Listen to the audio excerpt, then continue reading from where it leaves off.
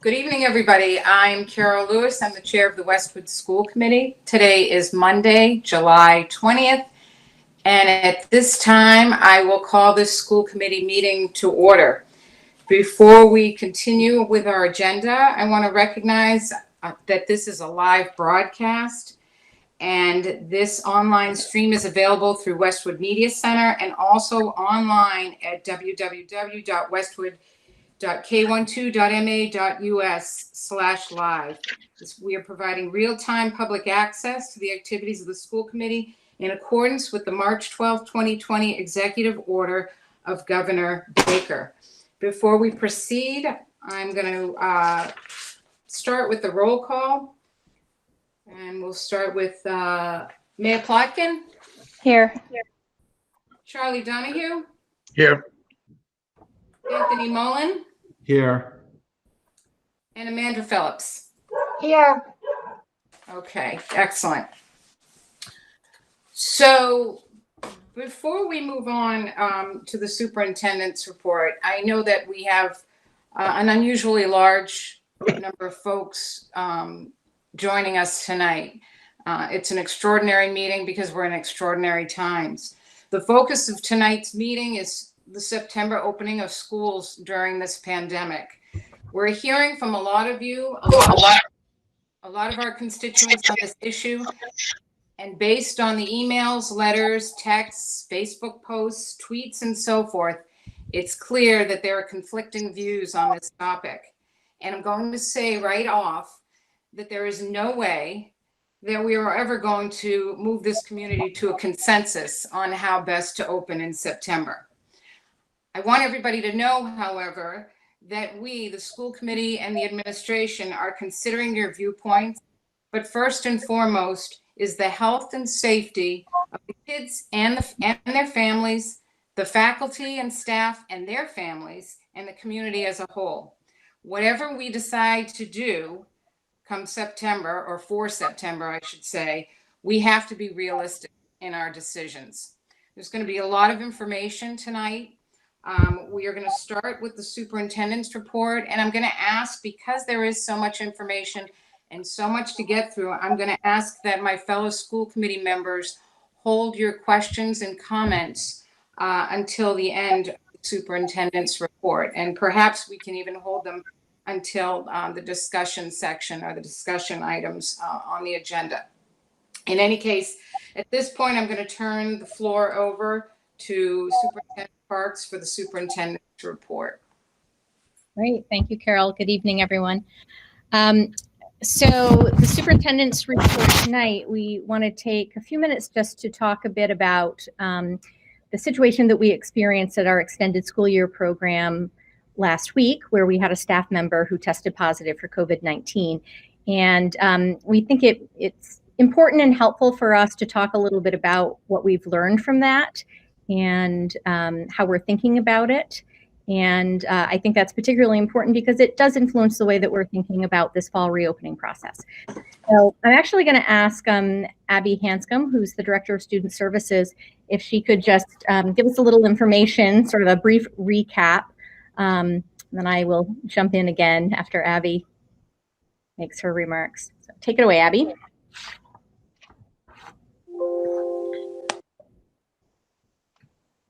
Okay, so as you know, on Monday the 13th, a staff member was informed during the workday of an inaccurate medical test result, which caused the district to implement our procedure to isolate and remove a staff person who had become ill. I should note she was not symptomatic, but that is our policy, and so she was isolated and removed from the building. This event resulted in the Westwood Department of Public Health initiating contact tracing, and they identified 3 students who were considered close contacts of the affected employee. Those 3 students are quarantining at home for 14 days and will complete the CDC protocol and procedure for testing negative prior to any return. We also followed the public health guidance and shut down the Downey School for a day to implement our cleaning and disinfection protocols in alignment with the CDC. We've worked diligently since that time to communicate with the staff and parents and continue to operate the Downey and the high school location with the understanding that each week we are taking stock of our situation. It's likely that if a future COVID-related closure happened, we would consider closing the physical program of ESY and returning to remote learning. This is undesirable for many reasons, chiefly because the very students who are at ESY are the students for whom remote learning was least effective. The event was very stressful for families, for staff, and for students, and it functioned as a real test of our systems. In debriefing the incident with the ESY nurse and with our public health nurse, the good news is that the staff member followed her training, she used her PPE, and she was extremely forthcoming about the facts of the situation. And we were very fortunate that the Westwood Board of Health was able to take the lead in the contact tracing, and they were able to complete it in a highly, highly expedited manner. In debriefing the ESY nurse, she stated that the procedure to isolate the staff member worked smoothly, and that staff member continues to be quarantining at home. We've learned some lessons from this experience, and they're causing us to continue to refine and tighten our responses. And just for example, one of the things we learned was that staff who are under stress will report to the nurse's office rather than the isolation room. And that happened, we think, because people have 25 years of training that if you feel sick in school, you go to the nurse's office. So this person under stress just simply reported to the nurse's office, and we then had to disinfect both the isolation room and the nurse's office. We also received feedback from parents that waiting for the period of time to hear if their child was a close contact was extremely stressful. We've learned, in fact, that our situation was responded to much more quickly than is common.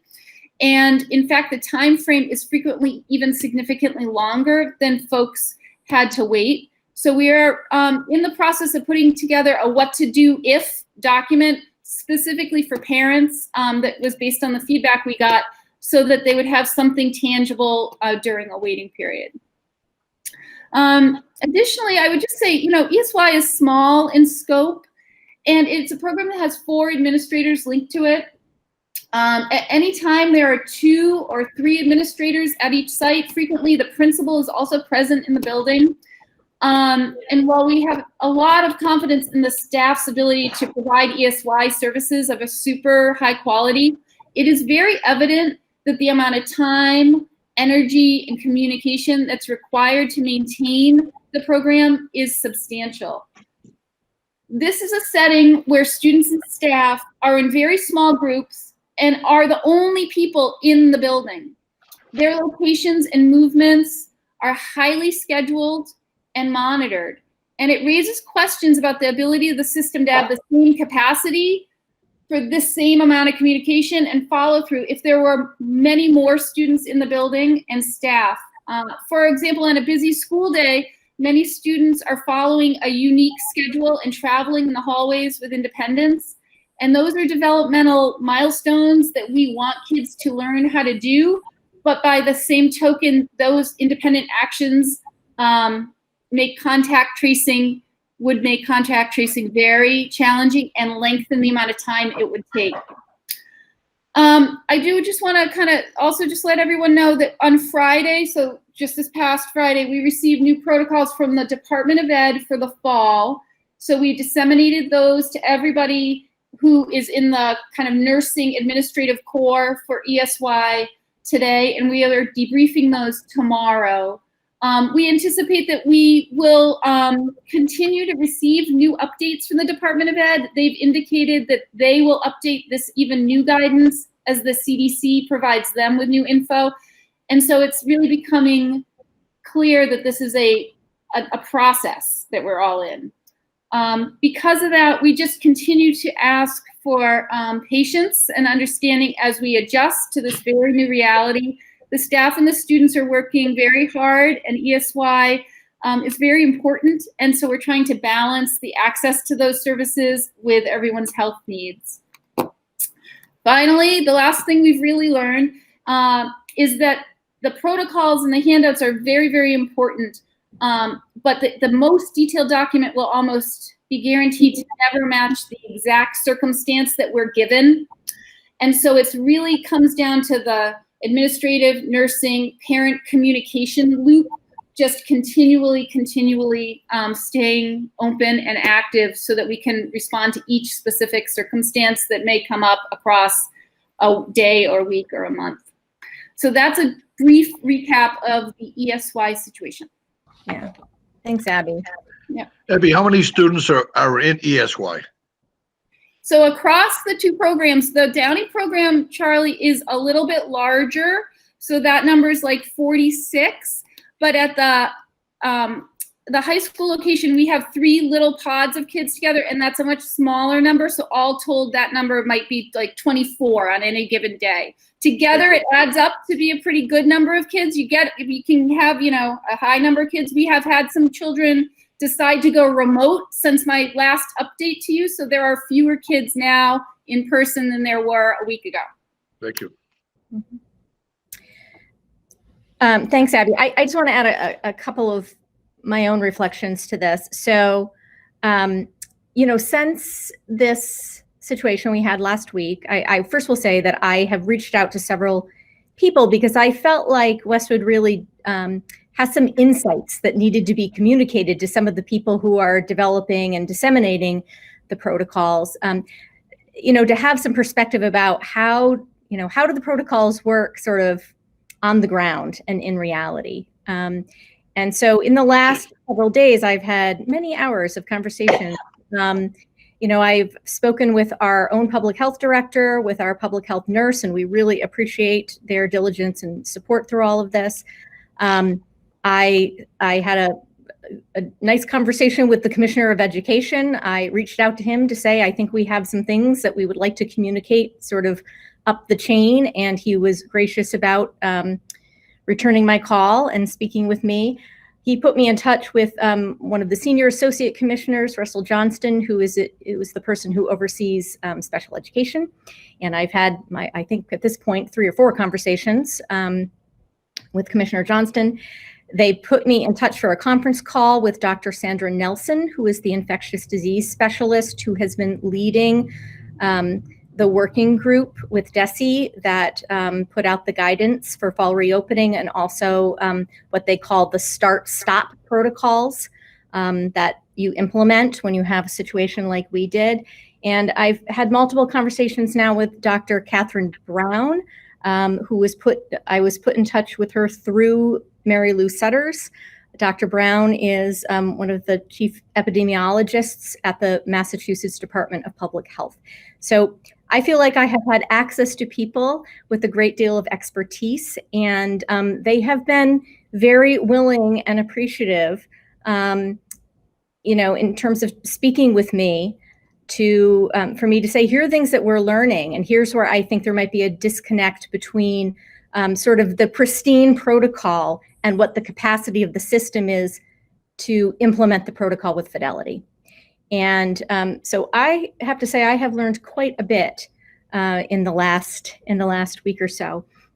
And one of the things that I've reflected on is that I think we learned a couple of things that Abby mentioned that we can do better. Publishing that what to do if guide, for instance, for parents. But I think at the end of the day, after all of these conversations, what I've learned is that our protocols were in place. So we have the protocols in place that are in line with the public health guidance and the guidance from DESE. Our staff was well trained. The protocols were implemented. And so I feel good about that. I also think it probably does represent the best we can do, right? We've sort of done what we are supposed to do. Where I feel like I was taken a little by surprise was sort of the capacity of the system to actually implement the protocols. And I'm going to give you an example. So the protocol in a situation like this really is predicated on access to testing and to being able to have those test results turn around quickly. If you look at the start-stop guidance that we've gotten, It's really all about that, right? So that would be for a staff member or a student who thinks that they're impacted, people who are deemed to be close contacts in the contact tracing process, or frankly, going forward, it's anyone who has a symptom is supposed to stay home if they're ill and get a test for COVID-19 and remain home while they await the results. Our experience in this last week or so is that the turnaround time for testing right now in Massachusetts is 7 to 10 days. And so at this point, just operationally speaking, we have several staff members and students who are out for various reasons, not even all related to this incident this past week, as they wait for their test results. And while they're out, we have to pivot to providing remote learning services and pay our employees under the law. And so, you know, that's an interesting question, right? Does the system currently have the capacity in terms of testing to implement the protocol efficiently? So that's one example. I think Abby mentioned another example that, you know, our local public health department did a great job, I think, in this situation. We frankly were able to kind of take a shortcut to starting the contact tracing. So the typical protocol is that when someone tests positive, that information goes to the local public health department in that person's community. So if the staff member doesn't live here, the information goes to a different community who initiates the contact tracing, who then eventually would contact Westwood. And so when we initially reached out to our local public health, I thought at first that it would take maybe 24 to 48 hours before we were going to be able to assure parents or, you know, communicate with them about whether or not their student had been in close contact. And luckily, in this case, our staff member was really wonderful and agreed to contact the Westwood Public Health Department and sort of personally disclose her medical situation. So, and then they were willing to pick up the baton from there. So a lot of things went well here, but you know, a lot to reflect on in terms of this is what the impact was in a tiny program. What would it look like if we were thinking about this at a different scale? So I just share that with you because those are some of the things that are on my mind as we think about how to move forward. You know, what's best for kids, what's best for health and safety, what's realistic and feasible operationally. So I'll pause there. I don't know if there are any questions. I leave that to you, Carol, if you want to take questions here about ESY or.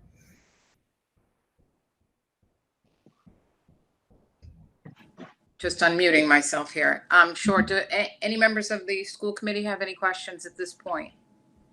I'll hold mine until the discussion period. Okay. Emily, I just want to clarify one thing that you said. Yes. When you said one of your reflections was that the system, whether the system can implement the protocols efficiently. When you say the system, do you mean the testing system, the system? You're not talking about the district system. No, right? I mean the system writ large, right? So the public health system, the testing system, and we of course are part of that system as well. Right, right. So, and so, for instance, where I would put us into that is, if we have some number of staff members out while they're waiting for test results, say. You know, I mean, right now, I think we're probably at 6 or 7, Abby. I'm not even sure. You know, do we have the capacity to then backfill that staff and continue to provide the services that they were providing, right? Because some level, if we don't have a workforce, if we don't have staff here, then we can't continue to function operationally. So I mean the system, every part of the system, which have to work in concert right now. Right. Okay. Thanks for clarifying. Yeah. So I will just take this opportunity to say how very, very appreciative we are of the ESY staff. They have been fantastic. Abby and I have had the opportunity to meet with them, to debrief, to talk about their experience, what they're feeling. And I have to say, like, I truly was inspired by how they approach this and the level of dedication and commitment they have to trying, really trying very hard to keep the program going. They think it really benefits their students, and they're very committed to keeping it going, and we appreciate that. So the only other thing I wanted to mention in the superintendent's report is just that I want to announce that we have scheduled some parent forums. So I'm going to be presenting a bunch of information tonight about how we're approaching and thinking about reopening in the fall. And I know we're about to have public participation. The public participation at school committees isn't really intended to be a dialogue. It's really a forum for giving input. And I want to make sure that there is an opportunity for dialogue. And so this Wednesday, we will be doing a series of virtual parent forums, and we're going to divide them by levels so that people can ask specific questions about what's happening in different buildings. So we'll be available at 6 p.m. for Thurston Middle School parents, at 7 p.m. for elementary parents, and at 8 p.m. for high school parents. We will be sending out a letter to the district listserv in the morning with all of this information. And we will be asking parents who want to participate to please RSVP, and then we will send them the link. This is going to be, I mean, presumably, I think over Zoom, and there will be the opportunity for live participation so that people can ask questions and we can have a conversation and get some feedback and input from parents about some of the things that we're thinking about.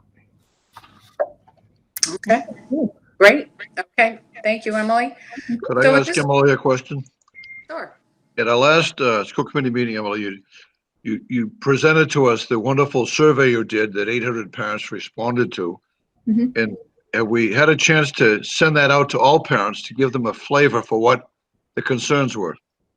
I did. So I think I'm losing track of my days, Charlie, but I know that we definitely did send that out. I think I sent it on Friday. I you. literally can't remember, but we sent them the report that we. The other survey you were going to do was to contact the numbers of parents who did not want to send their kids back to school right away, and the numbers of teachers, because of their age, their health, and their risk, did not want to come back to school to teach. Have you had any results from those surveys so we get an idea of that number? Yeah, so I will say thank you to the parents in the community, because I think we are at almost a 100% response rate, which is, I don't think I've ever done a survey with a 100% response rate before, so that's incredible. And so at this point, I wish I had written these down, but my recollection is that we gave people the option of saying that their intention was to return their student in person, that they would not return their student in person, or they weren't sure. And at this point, I think we are at 75% saying they're interested in some kind of in-person return. Something like 4 or 5% who have said no.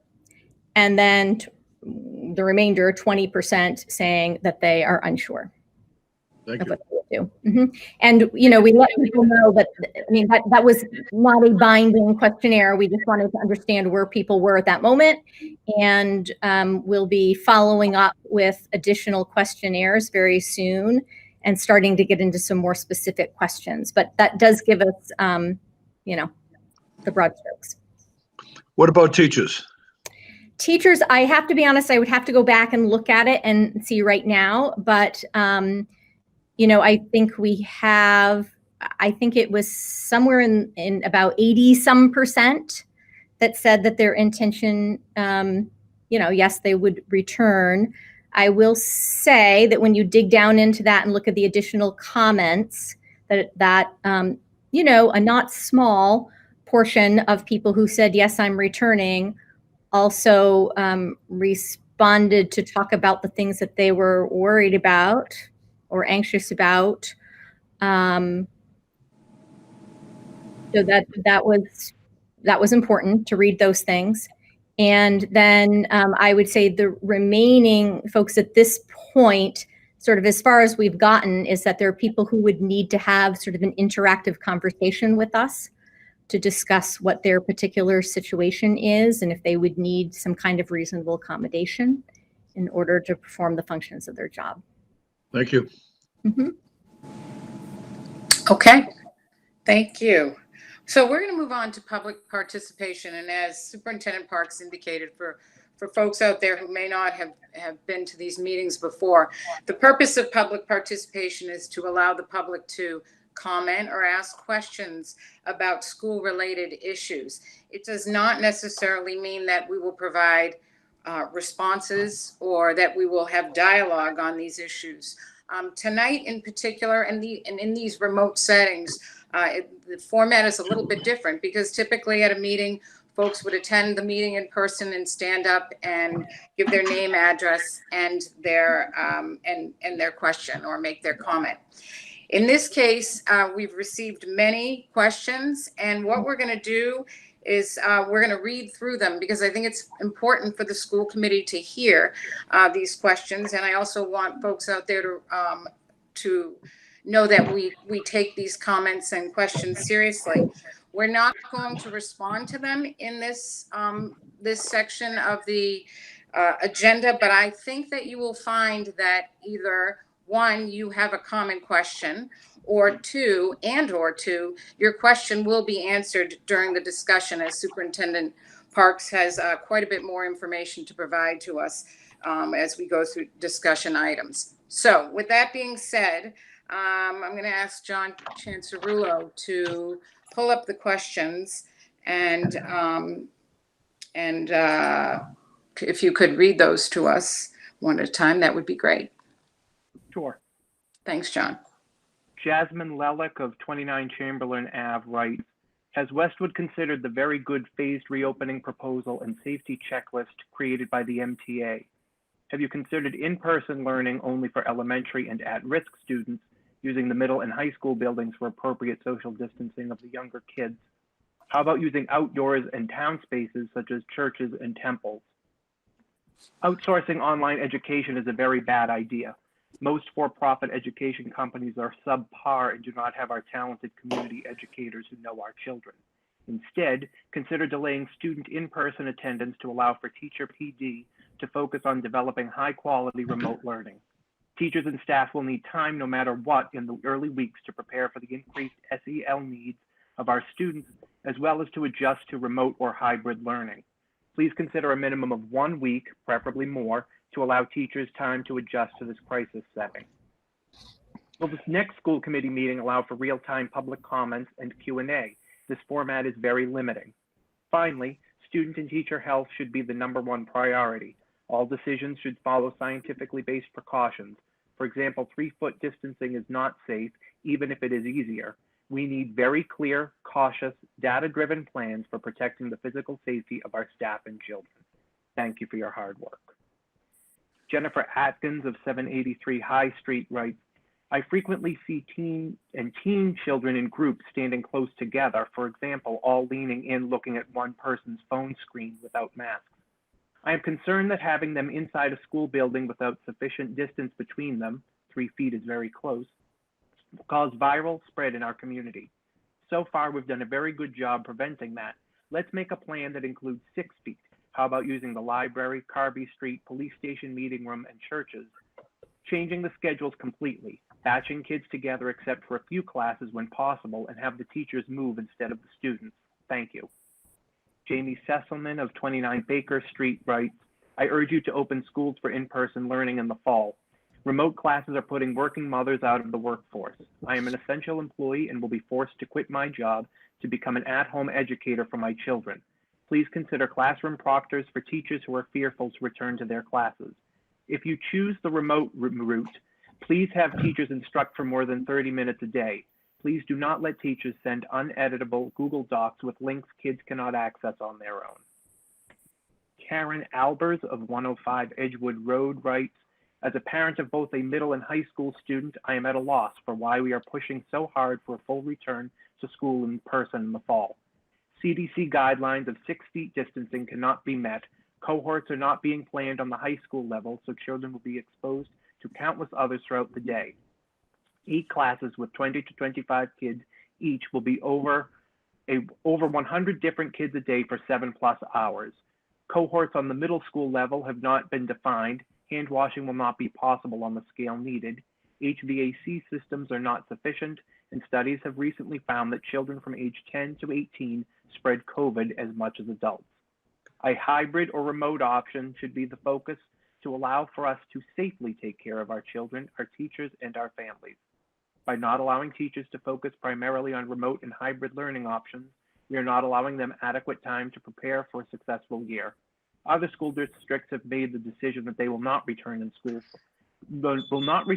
school for a full in-person model. Can Westwood make that same commitment?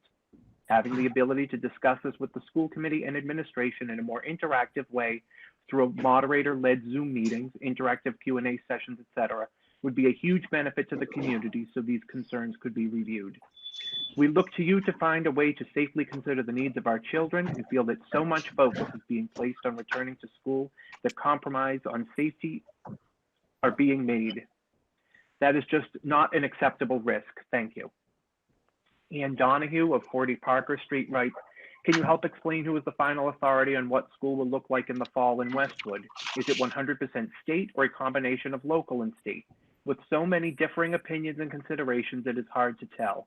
I'd also love to know how parents can weigh in further on the process and how does that feedback factor in? Thank you. Catherine Travers of Alder Road writes, remote learning requires substantial screen time, which has proven time and time again to be detrimental to children's brain function. In addition, the social and emotional damage of being isolated. I have personally sat through many seminars sponsored by the Westwood Public Schools on these topics. How is this style of learning back on the table given the limited exposure in Westwood of COVID-related illnesses in all age categories? Elizabeth Friedman of 33 Sunrise Road writes, thank you for working so hard on safe learning plan options for our children this fall. As you consider feasibility of the school facilities, please know that I'm very concerned about the indoor air quality at the Sheehan School as well as the Thurston, and how adequate fresh ventilation will be consistently provided to rooms where the windows don't open, which is a significant portion of the windows in rooms at Sheehan from my understanding. As the medical community increasingly recognizes the huge role airborne aerosols play in the transmission of COVID, what is the HVAC maintenance plan and what other measures are in consideration to be employed? Air purifiers with HEPA filters, etc., to ensure consistent fresh air reaches the windowless rooms. Until these questions about indoor air quality and ventilation have been answered, I do not feel that I can make an informed decision about which learning plan, remote or in person, is best for my children. Jennifer Viano has 3 separate comments of Bailey Street. She writes, if there is a concern from the teachers about amount of time spent in the classroom and exposure, have you thought about meeting on site with a consistent schedule of Monday through Friday for 4-hour blocks? This would allow in-person teaching for core curriculum studies. Supplemental learning can be done at home virtually for other subjects. If the Westwood schools will be on a hybrid model, can you put siblings on the same schedule so that working parents can organize their work schedules? Have you thought about utilizing the library space, senior center, gyms, art rooms, music rooms for more classroom space? Have you thought about putting up tents on soccer fields, football fields, MPF to have teachers hold class outside in the beginning of the school year?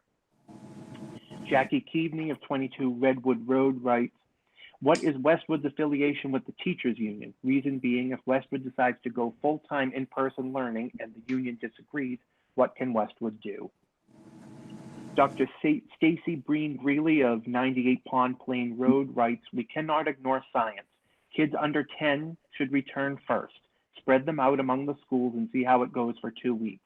If not too many cases develop and school can operate despite quarantines, then bring back the kids with special needs. No matter what, online learning needs to be robust since kids will be online with quarantines and when the second shutdown inevitably hits at the start of flu season. Erica Howe of 204 Pond Street writes, in an effort to get as many students as possible back into their classrooms this fall, Governor Baker is allowing only 3 feet of social distancing between students' desks instead of the recommended standard of 6-foot distance. There's been updated guidance from the World Health Organization acknowledging that coronavirus particles can linger in the air in poorly ventilated and crowded indoor spaces. And this fact, coupled with our antiquated school buildings that currently have poor air circulation and ventilation, is causing tremendous anxiety for parents, teachers, and students as to the safety of returning to school. Our priority should be health and safety first, and we should be focusing on a model that fully supports this priority. Many other school districts, such as Boston and Lexington, have already rejected the lower standard, and we should too. A hybrid model will allow for everyone's safety, as well as the much-needed in-person return to school for our students. This model will allow for 6 foot of spacing and the flexibility for our return to school to be designed in a way that would work best for the health and safety for all of our Westwood school community. An investment in the hybrid model would better prepare us for the likelihood of a return to remote learning due to a spike or localized cases. Thank you so much for your tireless work through this unprecedented time. Fran Fusco, who does not provide her address, writes, if a hybrid model is decided upon while cohort A is in person at school, can cohort B see a live stream of the cohort A class? That way, cohort B is learning the same things at the same time. Then it would switch to cohort B in class and cohort A learning remotely from home. This may be helpful for the teachers as well. How can a parent know that cohort A and B will get the same level of curriculum? This matters for equity for all kids, AP exams, and being able to get credit for college classes. Tom Tigner of 72 Conant Road writes, our teachers and educators made courageous efforts in the spring, but the fact is it fell far short of what our kids need and deserve. The quantity and quality of contact hours are not remotely comparable to in-person education. We need to do everything we can to make safe, full in-person learning happen in the fall. Let's think outside the box. Donna Morrison of 303 Oak Street writes, please address the faculty utilization in the remote protocol. Hopefully some of the compromised faculty would be able to find a slot there. Are you looking to use in-classroom teachers live with remote students? Kathleen Wyatt of 83 Pond Street writes, as a parent with a rising kindergartner, I'm concerned about the reopening guidelines issued by the state referencing reduction in spacing to 3 feet apart. Also referenced in the first questionnaire released by the superintendent, in K-2 with no mask requirement. Can you please discuss? Amy Wong of 66 Arcadia Road writes, my 3 kids are not comfortable going back to elementary, middle, and high school at this time. We would like to hear more about the opt-out plan during this meeting. Christina Martin of 23 Brookfield Road writes, the 3-foot minimum desk distance seems like a low bar to aspire to for September. As we know from all the work that has been done for the new elementary schools, the buildings are old and so is the ventilation. It seems like we really need to work toward the 6 feet distancing. Heather McNamee of 43 Lakeshore Drive writes, in light of the WABA teacher who tested positive, moving forward, how will you change your policies and procedures with teachers? Would you consider asking teachers to provide a written doctor's note when given COVID testing to ensure another mix-up doesn't happen? Does the district have its own testing kit so that teachers can be tested at school for their convenience? Rebecca Tonelli of 231 Farm Lane writes, if classrooms are set up with 3-foot distance, yet according to DESE, you also need 6 feet for mask breaks and lunch, how is this possible in the classroom? If all the meetings to reopen schools are done on Zoom, how is it safe for faculty and students? Lindsay Nozzolillo of 16 Oxford Terrace writes, who decided what adults involved in the Downey situation should be tested, and do we really think it's okay for an adult to be tested, someone involved with this incident, and return to school while awaiting results? Charles Walsh of 18 LaSalle Road writes, thank you. Regardless of what happens, I want to thank the school board for all they are doing to react in unprecedented times. The amount of planning and prep you are being asked to do would typically take years and is being done in weeks and months. Thanks for your ongoing work for our kids and our community. Jan McPherson of 30 Willow Street writes, I hope the Westwood schools will follow the lead of other districts such as Lexington, Weston, and Wellesley, who are committing to follow the CDC's 6-foot social distancing measure and not the 3-foot allowed by DESE. Thank you.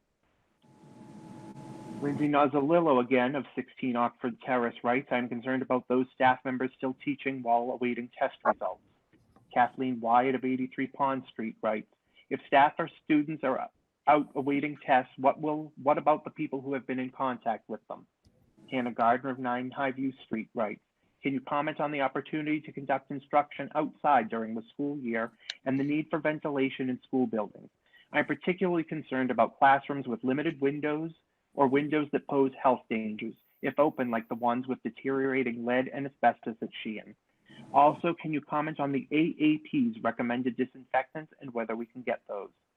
Ellen Rawlings of 86 Green Hill writes, Mrs. Lewis made a salient point at the last meeting that successful reopening is incumbent on all parents and members of the community doing their part.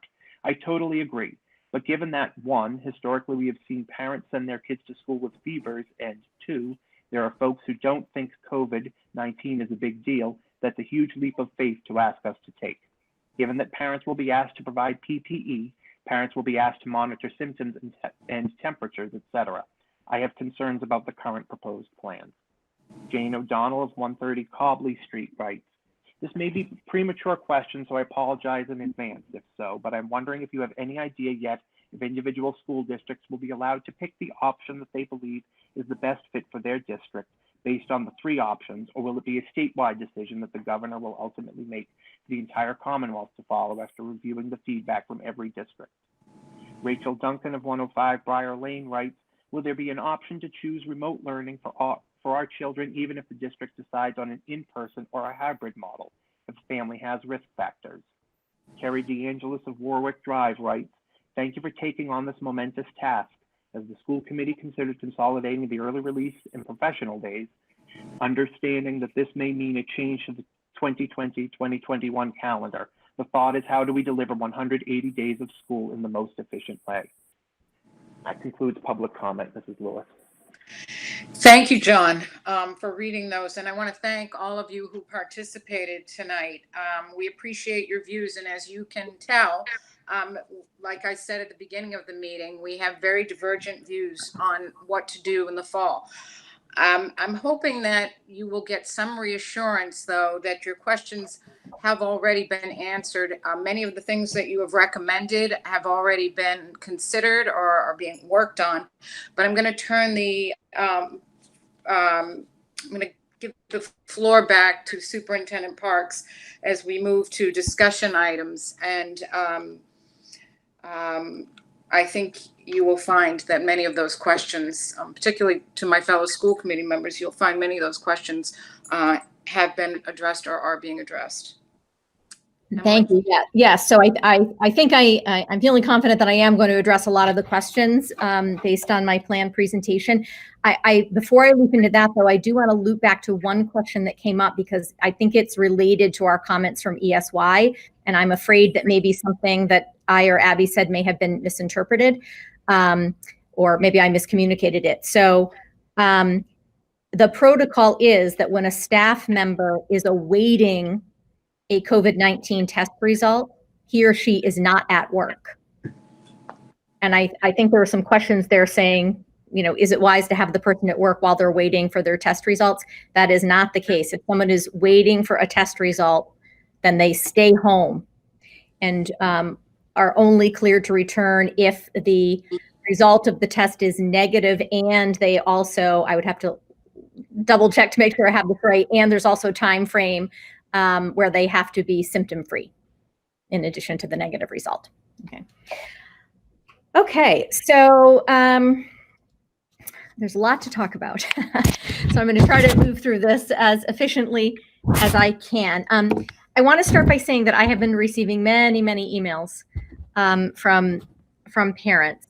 And so I want to note a few things. So I have many people who are writing me emails making a case for why it's so critically important for kids to be in school, to attend school in person. And so let me just say, I am an educator. This is my chosen field. I am an easy audience for that argument. So I don't need to be convinced how important it is to get students back to school. I would make that argument myself for all the reasons that people are reflecting to me in those emails. So I've heard that message.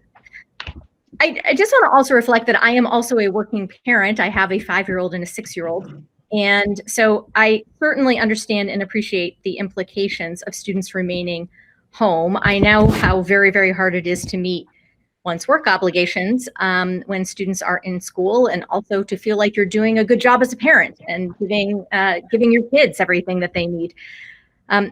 Similarly, I understand that our teachers and school staff, if their children's districts don't return to school, are feeling very anxious about how they will themselves manage to get physically to work in their classrooms in Westwood. And so, I say this just to say, I think we have to acknowledge we are all sort of stuck in this swirling problem together here.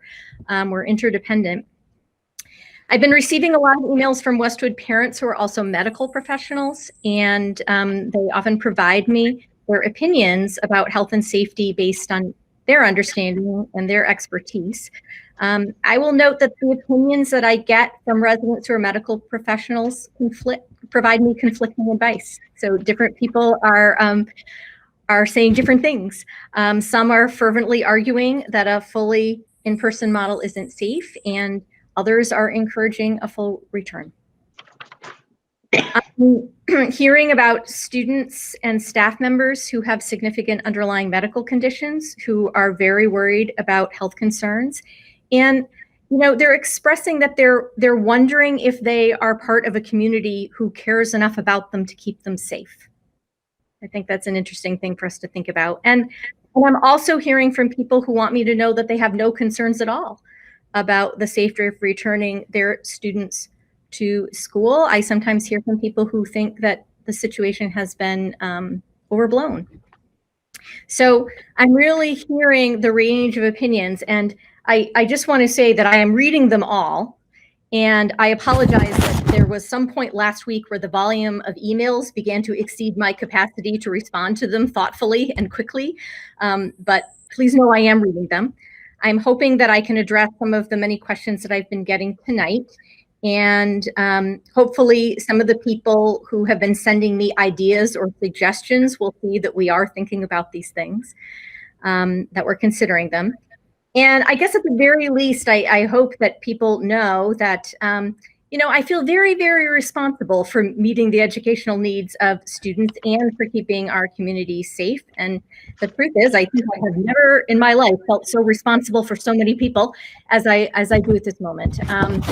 So I'm lucky that I have the team that I do to sort of help me work through these things. And, I recognize that it's important for me to provide some information and to provide my honest assessment of what I think we should do and, what direction I think we should take. And so I do intend to do that. So I want to do three things tonight. First, I want to start by recapping how we got here and what the situation is at the state level. And make sure that we all sort of have a common recollection of how this process is unfolded. And I think that I'll be able to answer some questions that we got tonight about whose decision is it at this point and how will that decision be made? And then I actually want to put some slides up on the screen and share with you some of our preliminary draft models and schedules that we have been talking about as we've been thinking through some of these things. And then I'll share a little of my thinking and hope that we can have some discussion. Okay, so here is what has happened. So in the spring, superintendents were told by DESE, that's the Department of Elementary and Secondary Education, that districts would be receiving reopening guidance. And we were told that the guidance would be prescriptive, that it was going to tell us what we were required to do. In fact, they said it would be about 85% prescriptive. There would be a little room for some local flavor, but that we were going to get directions. The state had a working group that was comprised of educators, public health officials, and medical experts, and that it would be the job of that group to assess the scientific literature and to give us the model that we would be implementing in the fall. The release of the guidance kept getting pushed later and later. But I looked back at my notes from the spring, and as late as mid-June, DESE was indicating to superintendents that we should be planning for a return in a hybrid model. They were suggesting that it probably would be with students attending on alternating weeks. So we were discussing that for quite some time. We waited a long time to get what was supposed to be the very prescriptive guidance. The reopening guidance from DESE, which by the way is still labeled as preliminary, was released on June 25th. Superintendents were given a heads up a couple days prior to its release that the guidance would in fact set forth a goal of bringing back all students in person using a parameter of 3 feet of physical distancing in combination with other preventative and safety measures, such as masks and hand washing. The discussion was really about how it's not any one thing, but it will be many measures in combination. In fact, when we take a look at the written guidance, what it says is that districts should aspire to 6 feet of physical distance, but in no case have the physical distance be less than 3 feet. So 3 feet is sort of the minimum requirement while we are aspiring for 6 feet. The guidance requires that students will sit in rows facing in the same direction. So districts were told that we should develop a plan for 3 models: the fully in-person model using those parameters that I just mentioned, a hybrid model, and a fully remote model. And that we needed to develop all 3 models on the premise that districts have to be able to transition from one model to the other if it's warranted, if the overall public health situation changes, if something changed in a particular community. So we were told to develop all of those, but we were also told that the first step was to conduct a feasibility test. I think they called it a pressure test, to see if we had enough physical space in our buildings to accommodate all of our students at that 3-foot distance. And that if we determined that we did not, that DESE would be sending a team from the state to the district to identify what would be necessary to make it happen and to perhaps provide support. The point being that every district was supposed to be working towards that fully in-person model. Notably, I would say, prior to the fall reopening guidance coming out, districts were encouraged to the maximum extent possible to bring back our highest need students for in-person summer programming. And the DESE guidance for summer programs, which we are currently implementing in our ESY program, requires 6 feet of physical distancing. It's a different set of guidance. So at our last school committee meeting in early July, I reported to you that we had assessed our physical space and that we believed with some creativity and additional resources.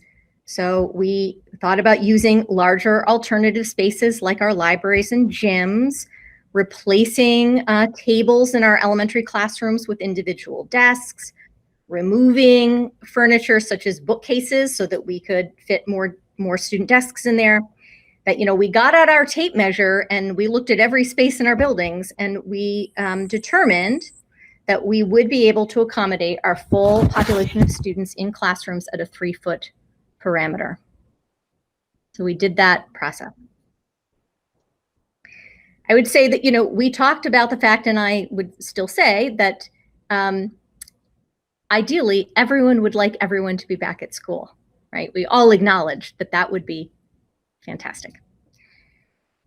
I also noted at that time, at that last school committee meeting, which was, I think, about 10 days ago, that DESE's final guidance will not be released until late July, and that DESE acknowledged that it had not yet provided guidance in several key areas.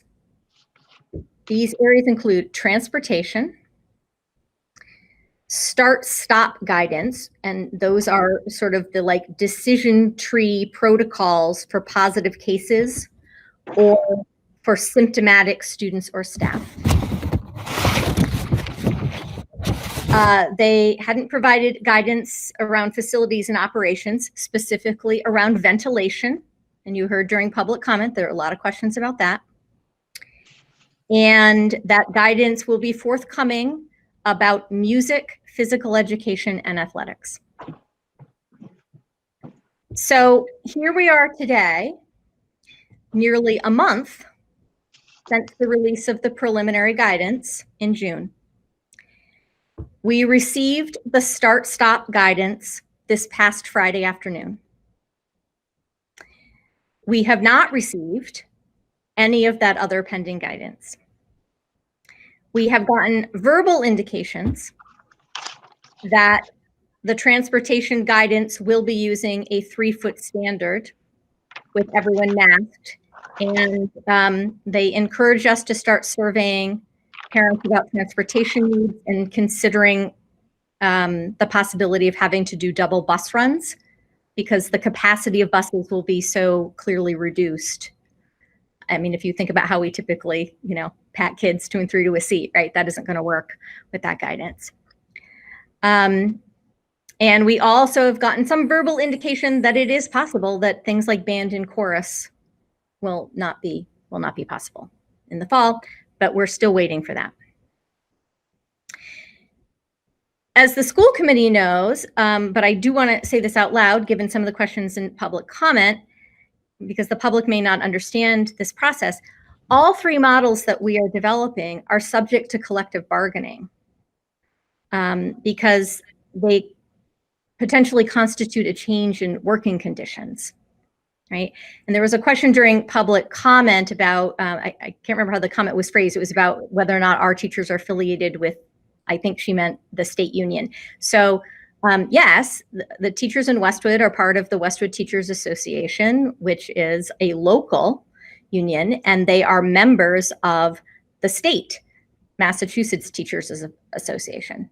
So the WTA is part of the MTA. But collective bargaining happens between school committees and local associations. So at the state level, the Massachusetts Teachers Association has communicated that they consider these guidance of 3 feet, which contradicts the current CDC guidance of 6 feet, to be a non-starter. So I'm sure people have been, reading things in the media, right? This has been a very public discussion that's playing out right now. The MTA also has several other concerns, and I won't discuss all of them, but one of them that I think is significant is issues related to ventilation in schools. And we heard those questions coming up during public comment as well. And as I previously mentioned, districts do not currently have guidance from DESE about ventilation, other than I think the reopening guidance sort of had a general directive about trying to increase fresh air by opening windows, as I recall. So, I of course care very much about the health and safety of everyone in the community and specifically of our employees. And first and foremost, I care about them as people who I know. And, also because without a healthy workforce, the organization can't function, right? And that's something that's really very specific about schools. If kids are here, the adults have to be here too, or we're not able to function. And so I do just want to say that in Westwood, we have a wonderful, wonderful collaborative relationship with our Teachers Association and with our union leadership. So, our association is a fantastic professional organization with people who are level-headed and reasonable, who I think in a student-centered way and approach conversations with a problem-solving orientation. And I say that because, frankly, if anyone can reach a positive resolution and consider all perspectives, I think it is us in Westwood. I think that if in this impact bargaining process, if Westwood can't figure it out, I don't think anybody can, because we work so well together. In the meantime, districts all over the state, including Westwood, have started trying to hammer out the logistics of these 3 models in working groups. That's what we're doing right now. And I know, because I'm having frequent conversations with other superintendents and because I am experiencing this myself, that as we go through this process with working groups, we are realizing the layers and layers of complexity for each of these models. As somebody commented during public comment, some districts have already said that they are no longer considering a fully in-person model, having thought through these things and gone through this process. That's true, and I think you're going to see more of that based on some conversations that I've been having recently. And so finally, and I think this is very notable, and this goes to some questions that came up, the directive from DESE changed at some point.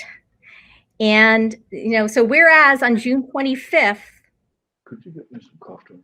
districts were going to take our direction from DESE, and there was going to be a statewide plan for reopening schools in fall. Now, frankly, since the last time I saw you at the last school committee meeting, superintendents have been told that each school committee will vote on the model for opening school. And the Commissioner of Education encourages school committees to wait until when the final plans are due, which is August 10th, to make that decision. So I'm just passing along that message to you from the commissioner that he would encourage school committees to wait to make sure that you have, I guess, the latest and greatest information, right? See what happens with public health metrics, things like that. Our preliminary plan, where we have to outline our 3 models, has to be submitted by July 31st. So we've got 11 days to submit that plan.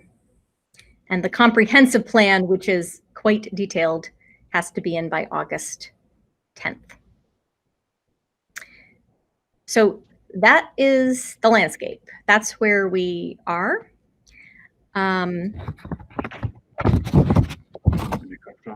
And it's not where we thought we were going to be when we started talking about this process before. So let me just pause there for a second, because I want to dive into some models, but I don't know, Carol, if there's anything that the committee wants to ask or clarify, or if that was. Yeah, I mean, I have a couple just more questions. I'll hold a bunch of questions till the end, but I do have questions on what you just said. So, so June, let me just understand, June 31st, we have to submit something for the 3 options. July 31st. Yeah. Sorry, yeah, July 31st. Yes. Mm-hmm. And then August 10th, and then I have 2 questions on that. August 10th, we submit what we're the option we're going with to start school in September. No. Well, so actually, I don't know. It would be the answer to that, right? So we've been told that school committees will need to vote and make a decision. I have not seen that in writing anywhere, but I mean, I've heard that directly from the commissioner's mouth. The plan that's due, so on August 10th, we have to submit a comprehensive, I would just say like lengthy, detailed explanation of all 3 models. So by July 31st, we kind of have to do this like high level sketch of the 3 models. And on August 10th, we have to have like a very detailed plan for all 3 models. And so the operating theory being that it's quite likely that we will need more than 1 model over the course of the year. So we've got to have them all ready.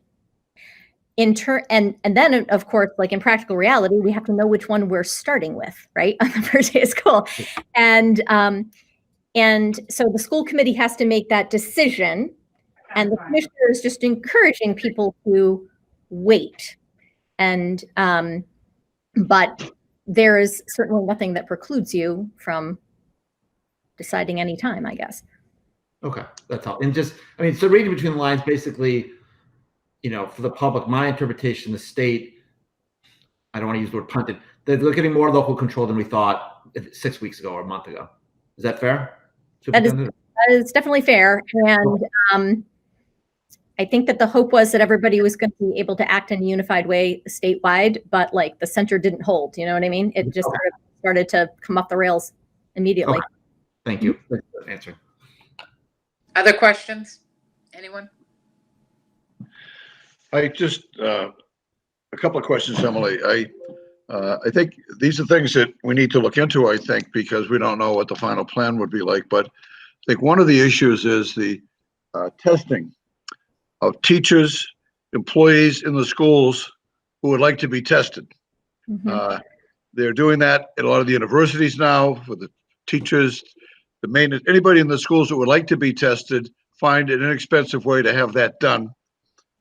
They're also beginning now, as the colleges in Boston come back, they're basically testing the students that are coming back for in-house education. And I think we need to discuss whether the parents who would like their kids to be tested, a process where that can be done. I think the way you handled the teacher who had a problem was very well. We need a protocol also. If a student comes up as COVID-19 positive, how do we do a further tracing of that issue? That it's a possibility that's coming up. The other thing I've noticed is they're talking about teachers being protected with, they call it surgical masks. So some of these masks that the people in the hospitals have as a different mask than just a homemade one or a cloth mask. So all of these are going to be costly things, but we need to protect our teachers. The second thing, because of our buildings that aren't ventilated well, there are things out there now that do clean air. They suck in and they say they're picking up, how well do they work? Could we put them in the classrooms near the teachers that are in there to provide them more protection? The issue of when we bring back the kids, I think I've heard enough of it now to say the kids who are most hurt by the distant learning are the special ed kids and the younger kids, the kindergarten, first, second, and third grade. So as one thinks about priorities of when you bring people back, I think we should make every effort to, can we safely bring the kids who have been hurt the most educationally? And those are the groups I've heard identified. There's a group in Boston, I don't know, we can talk to our health people about it, that are now doing testing of the college students. They've come up with a way to do it in a day for $25, the Broad Institute, the Harvard MIT group. And Salesforce now is doing testing throughout communities around the country with the whole new system they have for a contact tracing. And I think, all of those are things that might help us at some time to be prepared if we need those services. But I also tried to share with you some of the information where the health department produces every week, the risk of the different communities in Massachusetts. And I don't think it's necessarily the end all, but I was not aware that Westwood has had 132 cases of COVID-19. In the last 2 weeks, we've tested 303 people for COVID-19, and our positive rate, the numbers of tests taken who are people who have positive rates, it's 1.32%. And I've shared with Emily, if other school committee people are interested, how those numbers compare with other towns that we compete with academically and we compete with athletically, but that Westwood 1.32 is in a reasonable range. 1.32, the state of Massachusetts is 1%. The state is 2.3%. The United States itself as a country recently has been 10%. As you're beginning to think of opening, are we a high-risk community, as some Massachusetts towns are? They have very, very high rates. We're not a high-rate community, which is good news as far as coming back. How safe is it for us in our community? But it's important to be able to follow these types of things to say, as we think of doing these things, where do we stand relative to other communities in the state? So anyway, I think these are things I'm interested in exploring before we make our final decisions. And I'd be happy to try to help out or to suggest it might be worth looking into. Thank you. Yeah. I mean, so a lot there. The testing issue is one that I've gotten a lot more insight into recently, and I do think it's an important one. And as I've spoken with folks at DPH, what they have told me is that they are acutely aware that a 7 to 10 day turnaround time is not what they need it to be, and that this is like top priority, and that they are trying to get the turnaround time to 2 to 3 days, which would clearly be better. I long for like a rapid strep test kind of model, but I don't know if that's feasible. But it is interesting because they're saying that part of what's happening, clearly the public health metrics right now in Massachusetts are much better than in many parts of the country. And that is factoring significantly in terms of how people are thinking about school reopening, right? The testing turnaround time, however, is being impacted by the spikes in other parts of the country. So apparently even people who get tested in Massachusetts, their tests, some of them get sent out to labs that are in other parts of the country, and there's a big backlog in those places. And then there are other people who get tested in Massachusetts where it goes to Massachusetts labs, and apparently the turnaround time there is quite a bit faster. And in fact, the epidemiologist I spoke with at DPH said that there's even untapped capacity in Massachusetts labs. So I don't have any insight into why some things get sent to different places.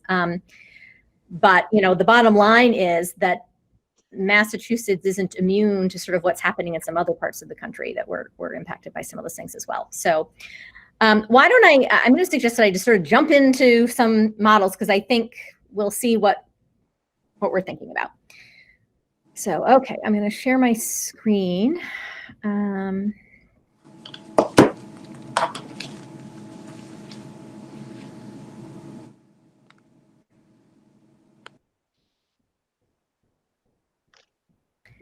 Okay, and let me say that I've said to Allison that she should jump in anytime if she thinks that I haven't explained things well, or there's a different insight that she thinks is important. And Allison, I can't see you now. All I can see is my slides, so feel free to interrupt me and jump in.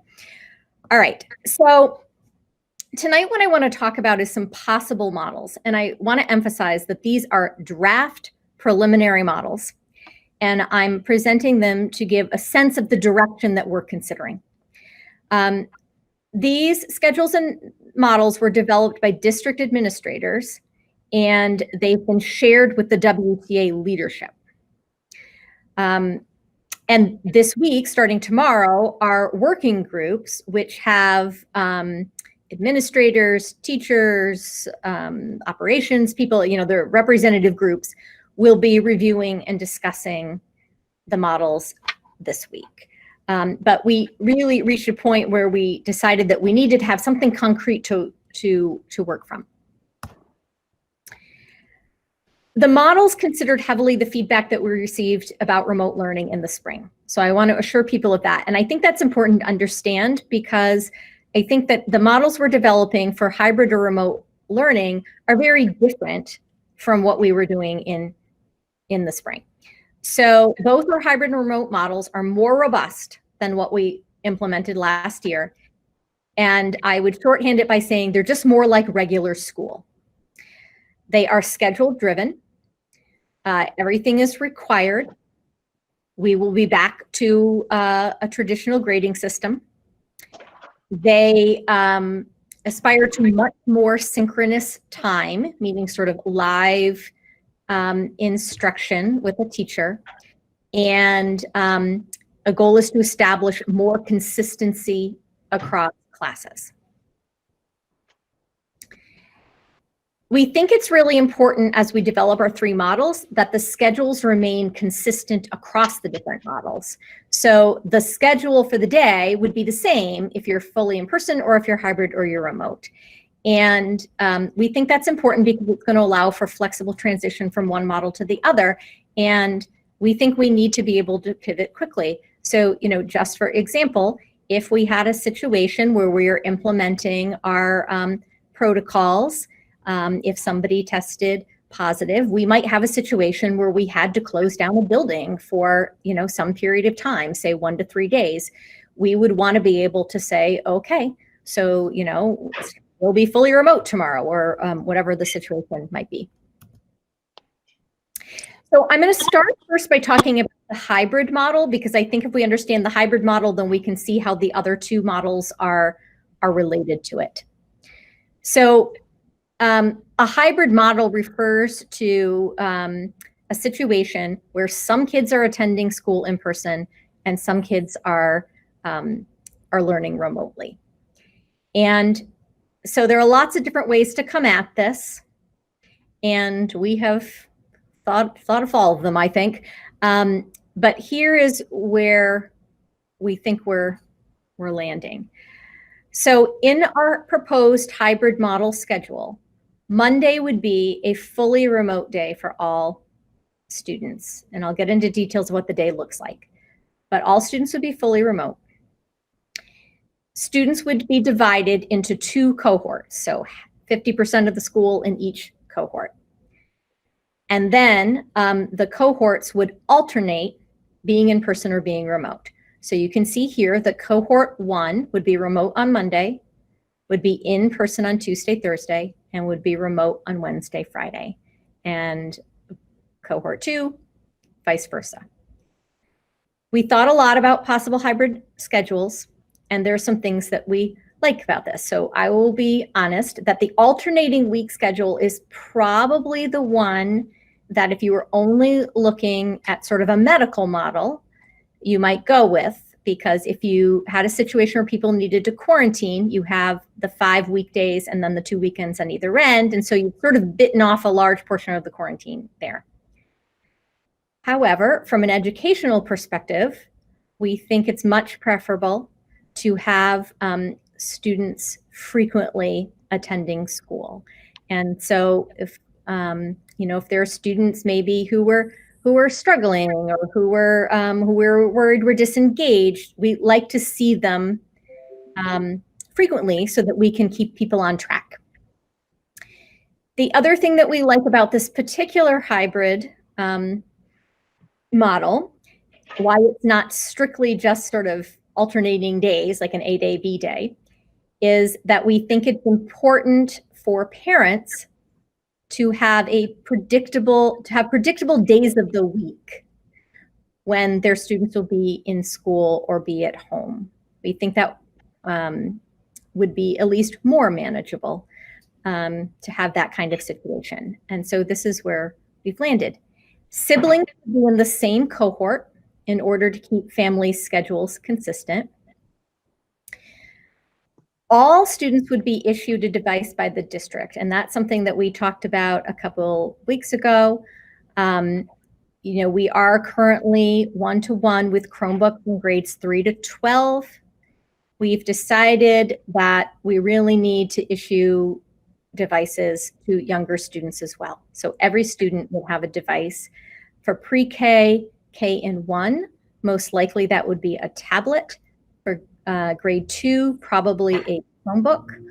And, we recognize that if we are going to significantly increase the amount of synchronous learning that's happening when students are at home, that it isn't viable for maybe for a parent to be able to sort of give up their laptop to their second grader for that amount of time.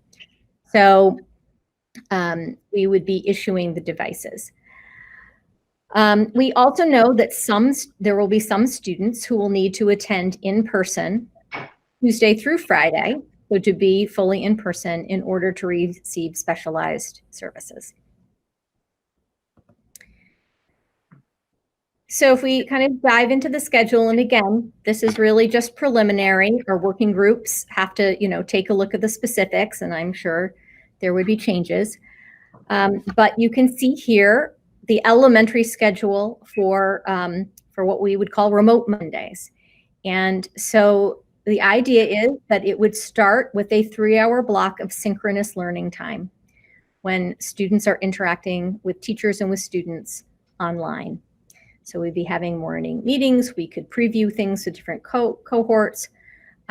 We really learned that small group check-ins and intervention were important and effective. We've also been talking about if we can create almost like a virtual study hall. One of the things that we saw in the remote learning feedback is that sometimes kids would get stuck when they were trying to work on something. And, in the classroom, you can just raise your hand and get some assistance. And so we're we're looking for a way that we can make sure that kids can quickly get assistance if they need it. There would be lunch and a recess break, then some, probably some asynchronous independent work, but every day we would come back together at the end for some whole group follow-up, and then there would be a special art, music, PE library, at coding at the end of the day.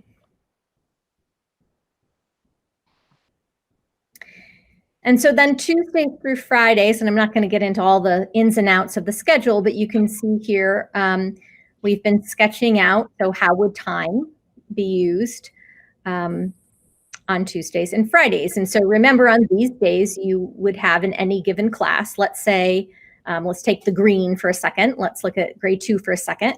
And let's imagine that we have a grade 2 that has, say, 20 students in it. 10 would be in person and 10 would be at home on each given day. The model that we are exploring, and again, this is just the beginning and we need to think about whether or not this is feasible, but I can tell you the district leadership team is pretty excited about it, is if the students who are remote that day could effectively attend class virtually.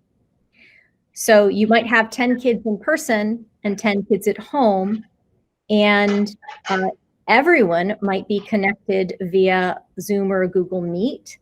We could have the teacher teaching at the front of the room, and have, instead of having the teacher be on a Zoom call, having to sit in front of the computer and use the camera on the computer, there would be a camera that's aimed just on the teacher, not on students, so that students could participate from home. They could participate in the instruction. We even started talking about things like we might have sort of a buddy system where you have pairs, where you have a person in cohort 1 and a person in cohort 2 who are buddies. So you could do a twin talk between the student who's in person and the student who's home, for example. So, in this way, we think it could be efficient. We think it could be good for kids, but also efficient for teacher planning, because they would be planning one lesson. And admittedly, you'd have to plan for a different model than before, but it would be one lesson that everyone is involved in, and they'd be following the same schedule.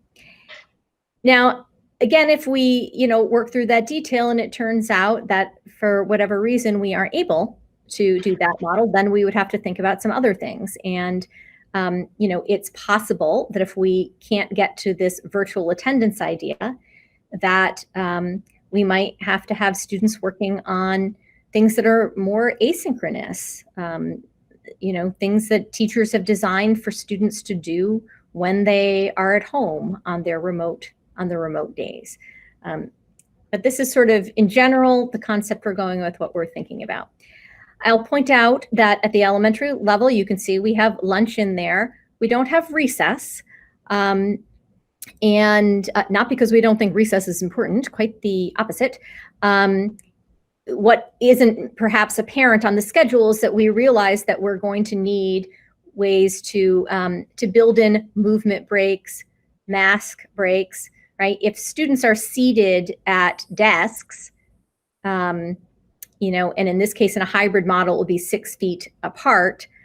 That's a very different experience of school than elementary kids typically have. And so we're going to need to sort of account for that. What we're thinking about right now is a 1:45 dismissal every day. Students would go home, they could have, a snack break, and then we would have them log on at 2:30 to do their special at the end of the day. And right now, sort of in a normal school model, they would have a different special every day. It might be that.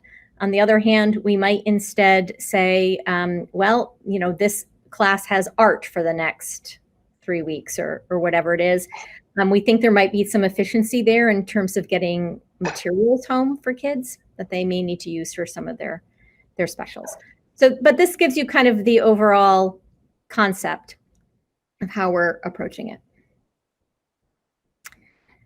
Switching to the high school for a second. So the same basic structure holds. So you can see everybody would be remote on Monday. At the high school, we have a master schedule that includes 8 periods. We call them blocks in Westwood. On remote Monday, students would meet every block. And so this again would be, you're logging on, you're synchronous with the class, with the teacher, and doing something instructional and sort of launching the week. And then we would have a similar model to elementary. What's different here is that right now the high school is on what we call a 7x8. There are 8 periods, 7 periods a day meet, 1 rotates out every day. The period's about 47 minutes long. What we're looking at here is longer class blocks where 4 blocks meet on one day and then the other 4 blocks meet the next day. So it's very hard to cohort at the high school level, the complexities of the master schedule and all the different choice and different levels. But we do think that one thing we can do to limit movement across the buildings, across the building each day, is to have these longer periods and have fewer class meetings on any given day. And so it's just sort of a strangeness of the schedule that you can see here. On Tuesday, it blocks A, B, C, D meet. Wednesday, E, F, G, H. It feels like it should go back to A, B, C, D, but we actually have to then sort of do the same thing in reverse.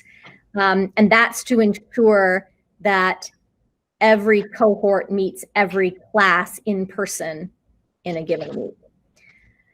The other complexity about the high school is that there are some classes that only meet they don't meet every time a particular block meets, things like science labs or public speaking.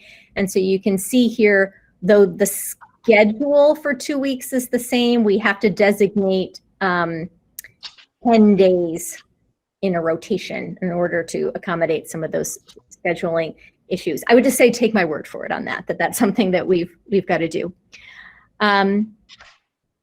When we look at these longer blocks here, we also reclaim some time. So, we start saying, well, you can see we don't have a homeroom here. We don't have as many passing times, right? And so you can kind of gather back about 20 minutes and put it into the instructional blocks that right now would be spent moving from place to place. The other thing that we're really thinking about pretty seriously is to not serve lunch and to dismiss. Here we've roughed out at, say, 12:45, and to have students simply go home and have lunch at dismissal.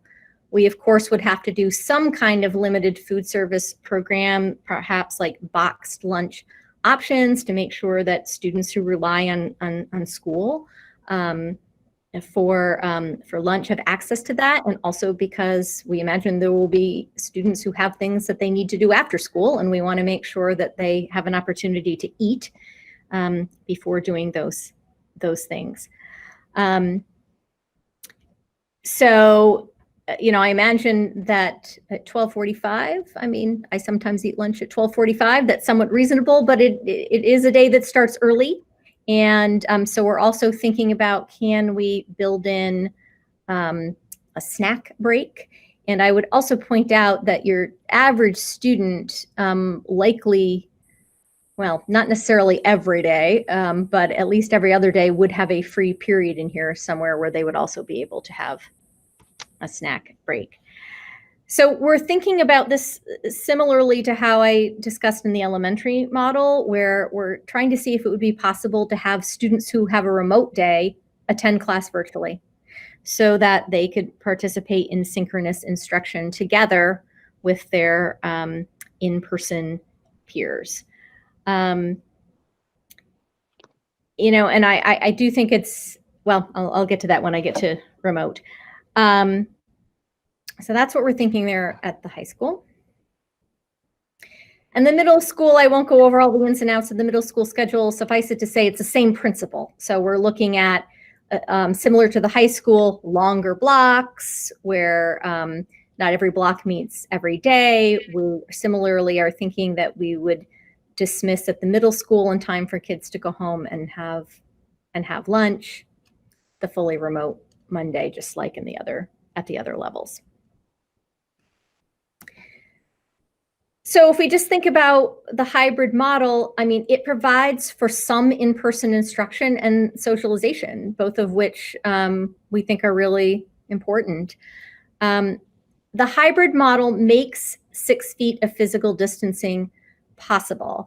And I need to be clear that we cannot get to the 6-foot standard unless effectively we move half of the kids out of the building. So the hybrid model would enable us to do that.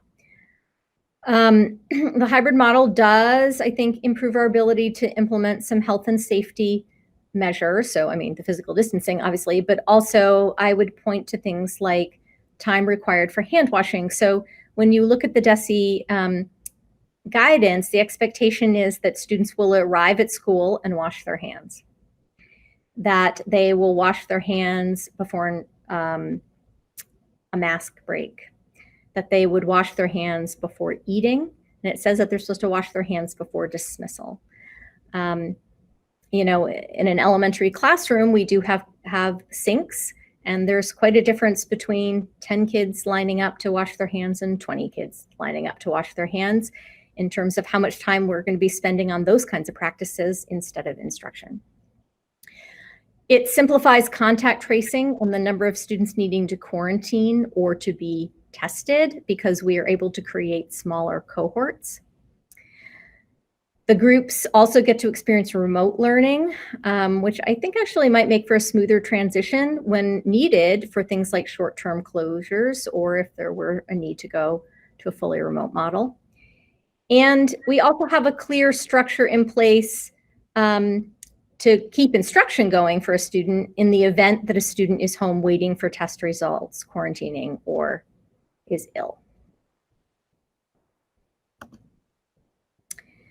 I'm getting a lot of questions about what about students who individually opt for fully remote. So say we were in a hybrid model, but you know, we do have a not small number of parents who have indicated that they would not want to send their students back in person.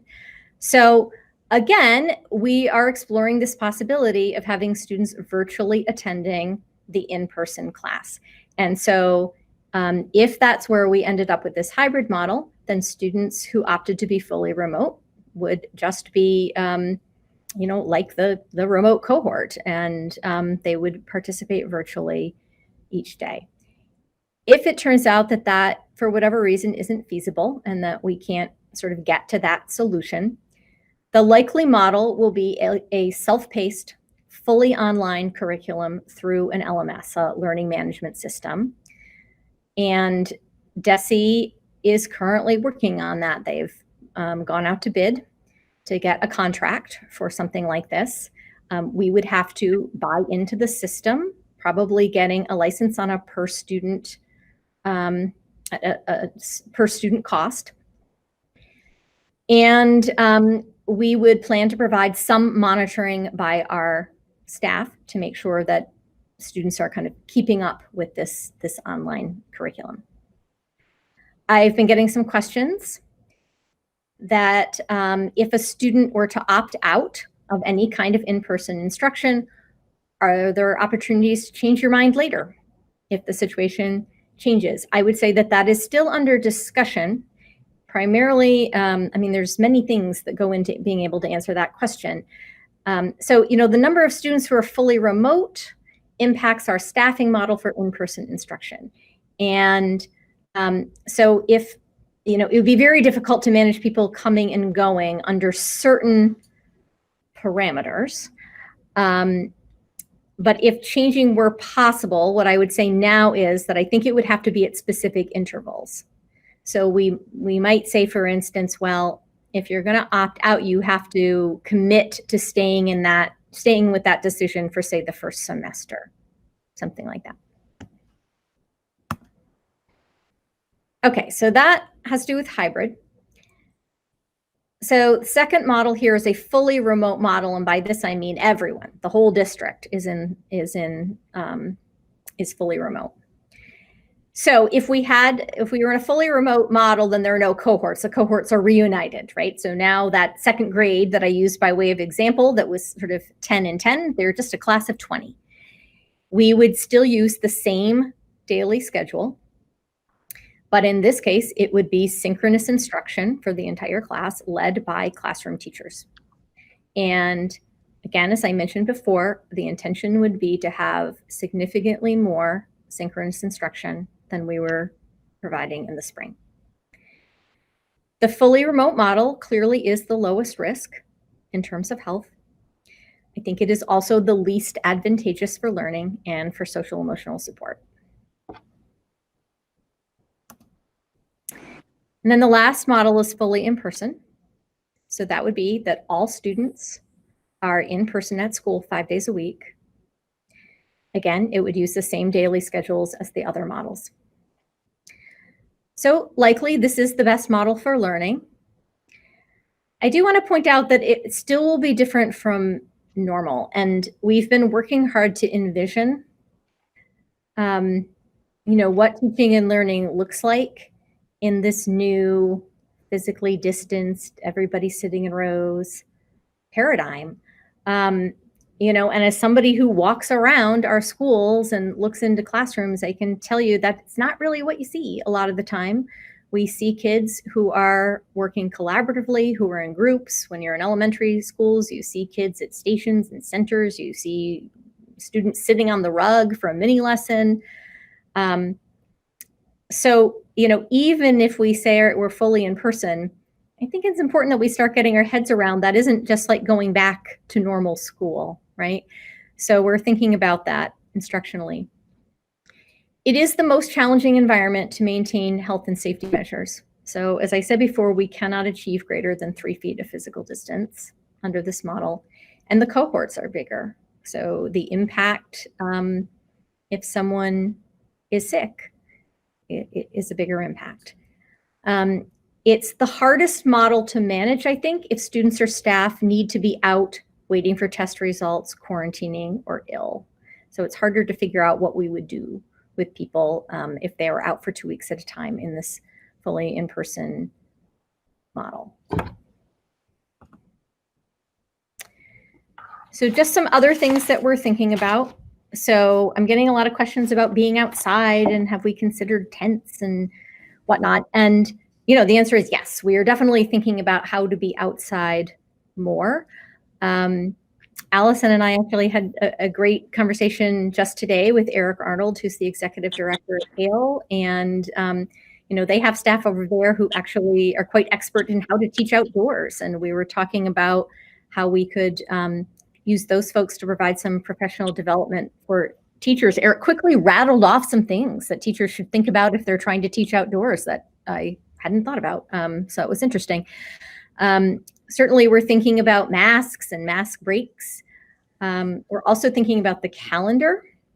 And at some point, I think the school committee will need to look at that. Does the start date for students need to be delayed by some period of time, maybe a few days, to allow time for training on protocols and for planning. And I know it came up in public comment, so I want to mention we certainly have thought about other ways that we can access alternate locations, right? Like how could we have more kids here but spread them out farther effectively? And you can get very creative about space. The problem is that if you spread kids out to alternate locations, you still need people to staff them. And that becomes a significant budget issue quickly. So I don't know that we have the staff we need to do that, but we certainly have been thinking about those things. And I think somebody during public comment also sort of raised some of the complexities of lunch. So you can see we're trying to get rid of those complexities at the middle school and high school.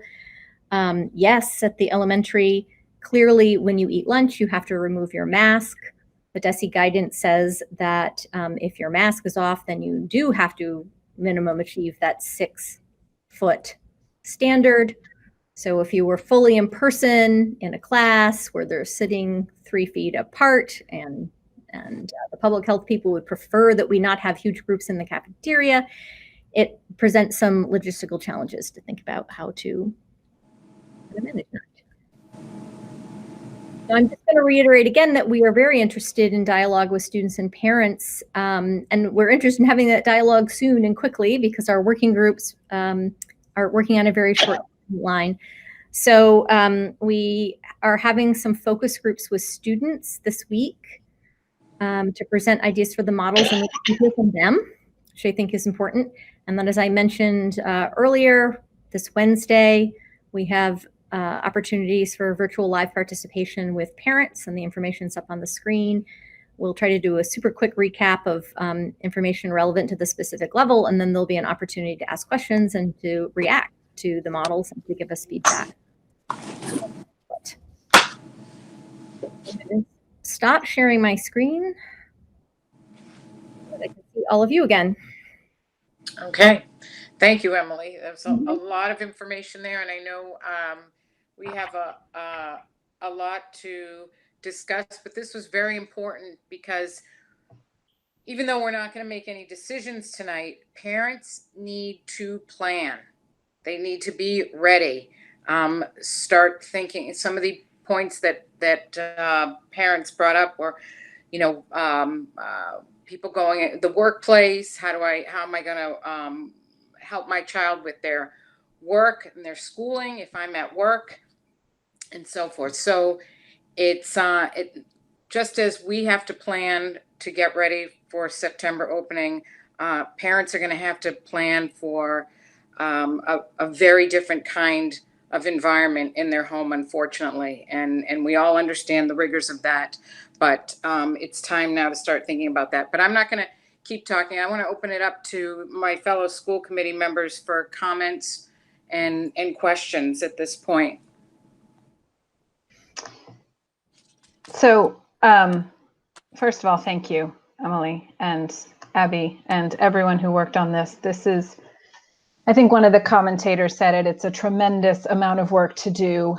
Would typically take years. We're doing it in a matter of weeks. One thing I wanted to say is that personally, I am sitting here very disheartened. I think to date, we've heard repeatedly from our state and federal governments that schools need to reopen in the fall. Massachusetts, as Emily pointed out, has stressed that school committees must look closely at a plan that involves bringing all the kids back to school. Federal government has threatened to cut off funding to public schools if we don't reopen. And I just want to say for the record, and that this is just, I think, the wrong conversation to be having. I don't hear calls for employers to come up with creative and flexible, multi-pronged solutions to make sure that their employees who can work from home are able to do so in a way that accommodates their children's plan. I don't hear calls for the revoking of tax credits for corporations if they don't come up with these plans. And instead, if we've gotten letters from parents who are worried they'll have to quit their jobs if kids aren't back in school. And the burden of reopening the economy seems to be placed squarely on the shoulders of our students, our teachers, our faculty and staff. And to me, that is wrong. At the very least, there should be a corresponding level of corporate accountability. But there isn't, right? Here we are. And it's upsetting to me. It's scary for parents. It's scary for teachers. It's scary for students. And yet we have to make it work.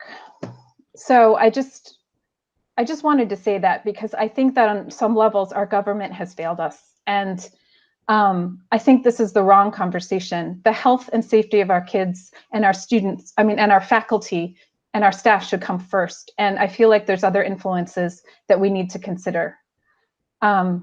Having said that, I can say that I am not in favor of 3 feet. I think it's too short. I think we need to have a minimum of 6 feet. And that's the plan that I would support sitting here on July 20th. I think the hybrid model makes sense to me. and as Carol said, nothing is ideal, right? We are never going to come up with a solution that works perfectly. And we are certainly going to have parents and students that struggle in any scenario that we're in. But that is the reality of living in a pandemic. And I think the hybrid model at least gives us flexibility and allows us to really focus on building a robust online learning so that if we have to pivot, we can. I have a question about the high school model. I didn't quite understand whether kids are remaining in the classes or whether they're passing from room to room for classes. So I'd like to understand that. Yeah, they would have to pass from room to room. I mean, I spent about 6 hours one day alone in my office trying to see if I could work out a way to cohort even like a grade, 9th grade. And just between the course levels and then electives, which are multi-grade, I mean, it's just tremendously complicated. And so, yeah, we think they would have to move. And the halls get crowded, right? So under a hybrid model, another advantage is that you only have half of the people in the halls.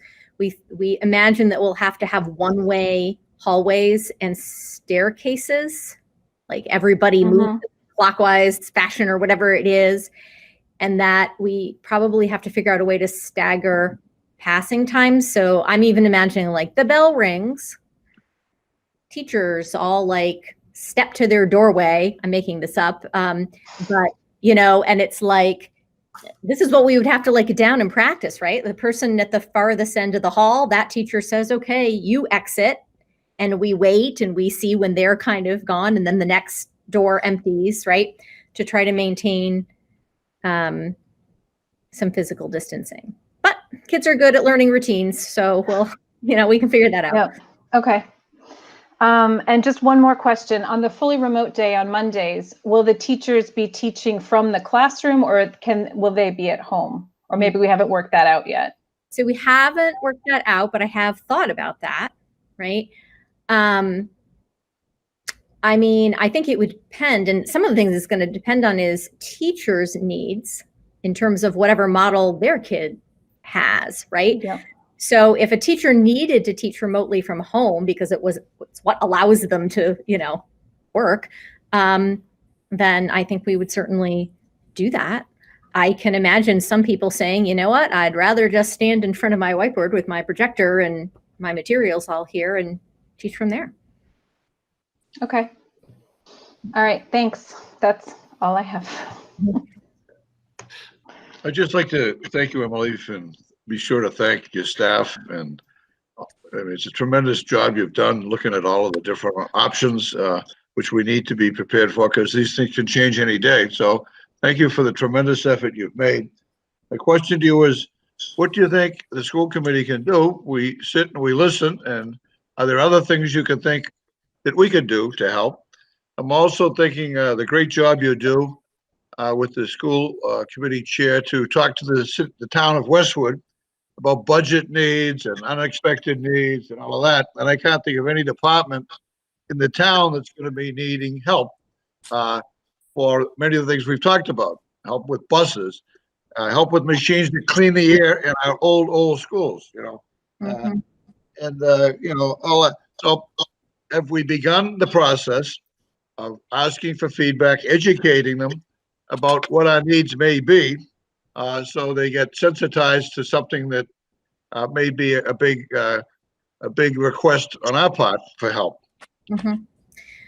Yeah, I mean, let me say I feel very fortunate to be in Westwood. We've got a wonderful, supportive partners on the municipal side, and so I mean, concretely, I'm in frequent communication with the public health people because they're going to be critical for this, right? And I mean, those folks are working very hard and diligently right now. I think this is another example of system capacity. In Westwood, Massachusetts, we don't have this enormous public health department. And I think that's, a reality. And, one conversation we've had is that they may need increased staff in order to manage some of the impacts when school resumes. And I don't know, Lemma, if you want to say any words. I know that Lemma has she's in frequent contact with Pam Dukeman because the budget situation, I mean, as we've talked about before, right, we still don't know what the Chapter 70 allocation is going to be. You know, the budget situation is very in flux, and we don't have a firm grip on what our expenses are. I will tell you that our experience at ESY, we've learned so much at ESY. We're using PPE at a faster rate than what DESE's reopening guidance told us to plan for and to purchase. And we have reached out to them to let them know that, right? Because as you know, we were told purchase enough PPE for the first 12 weeks of the school year. And Lemma, how much was that? I mean, it was over 140K. Okay. And so, you know, not insignificant. And now we're concerned based on our experience in ESY that might not actually be sufficient. So we've got those kinds of budget issues. And then I would just throw in there that I really have started to understand now that we've seen the start-stop protocols and experienced some of this in reality on a small scale with our ESY program, that our costs, our staffing costs in terms of when people have to be out if they're quarantining or waiting for test results, and then we have to try to find, you know, suitable substitutes. There's a provision in the law that provides for a limited time, 12 weeks of paid leave for employees if they are unable to work because they have to provide childcare because, say, their own children's school are in a remote model or a hybrid model, right? So, and I will say in the private sector, when employers have to pay, say, for 2 weeks of quarantining, they can get reimbursed for that, but we can't municipal, we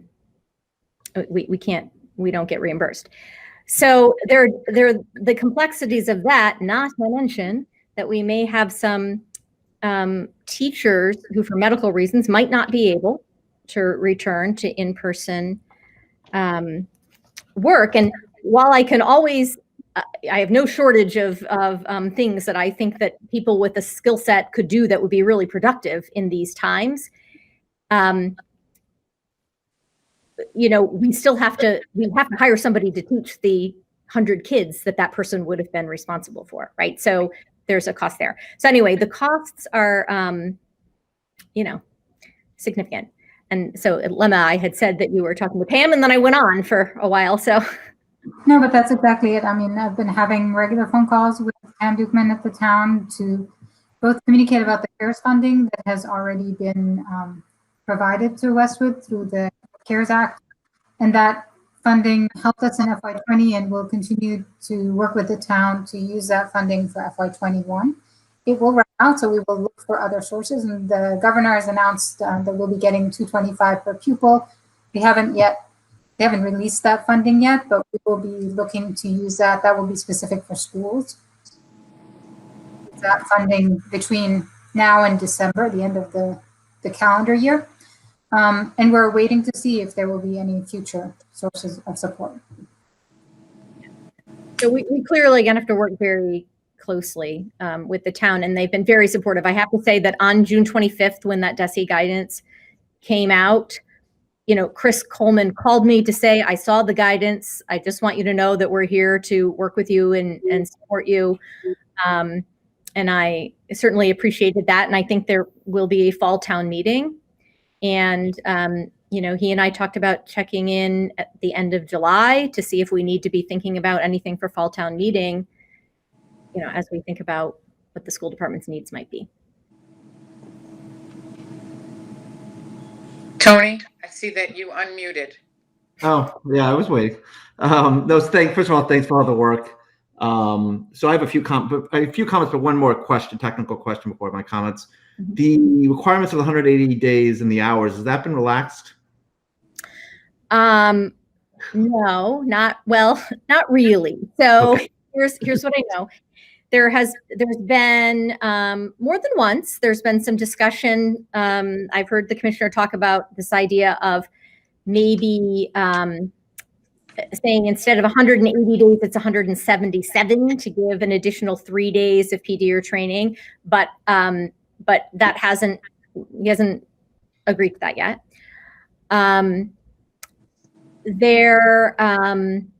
In terms of the hours, I've heard the commissioner talk about perhaps relaxing some of those time on learning requirements, but I've only heard him talk about it in the context of the need for double bus runs. Okay.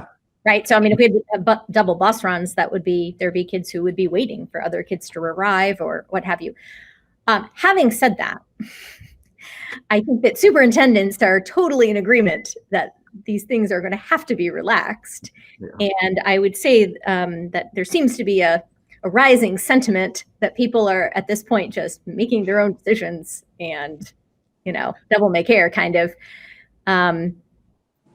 And I think that we do have to think that way. I mean, if we were counting minutes, we'll never get there. Yeah, that's fine. I just wanted, so then a few comments. So overall, I think I'm very supportive. I think, well thought out, I guess. So overall, I think it's, 90% there. I guess my one reaction, particularly looking at the schedule, is a bit of sadness, and that's on socialization. So I understand maybe not having lunch, but I really have it looks like they're going to come in, be in a room, take off their mask for 2 minutes, go to the bathroom, and they're going to get out of the heck. And maybe that's the safest thing, but if socialization is part of the benefit of the hybrid model, I would encourage everyone to think about how do we do that. And I don't know if that's outside time. I don't know if that's how do we do snack safe. You can theory maybe building and snack time. That's the saddest part, because I think about when I think about my own kids, lunch, and I'm just using lunch as an example because that's the time they can all get together.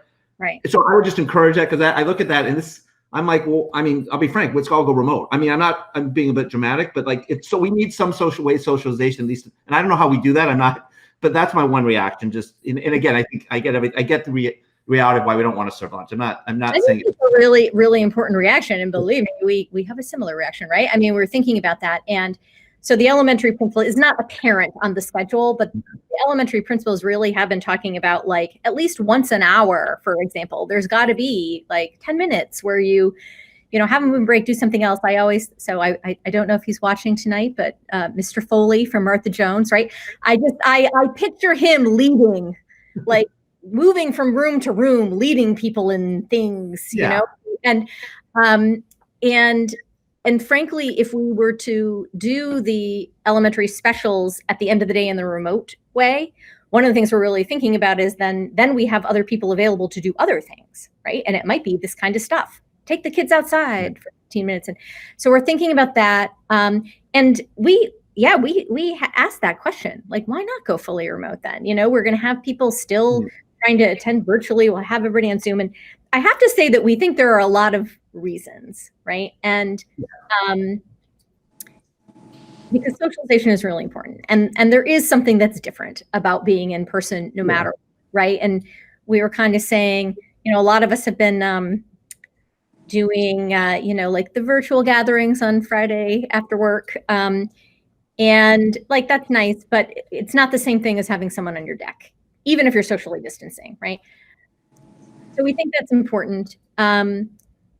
We also think that in terms of the teaching and learning process, there's a lot that happens in person where you read people's, facial expressions. You sort of get a lot of feedback as a teacher just by being with people in person. And we think that's important. We think that having some people physically present will change the experience and engagement level of the people who are participating virtually. If you have the sense that you're participating in something that is happening sort of in reality somewhere. So we were thinking about all those kinds of things. And kids just tell us they want to be back. Yeah, no, I guess, and you're going to go work through this. I guess I'm actually even just looking at the middle school schedule, and I'm just looking, can you do advisory in the middle of the day and make that? I'm just throwing these out. It's just because the schedule looks sad. It does look sad to me. And I think about kids having just a chance to talk to friends. It's as simple as that. So that's and then the two other quick ones. I think you know, you're going to get this feedback. I mean, obviously, in my sense, the elementary is the most challenging. I don't, you know, I'd encourage you just, you know, it's worth to think. We don't maybe need a one size fits all for everybody, but let's see, you know, it's hard to imagine kindergartners and I don't know if we have the space. And the final is, so that's what's, and the final one is more of a question.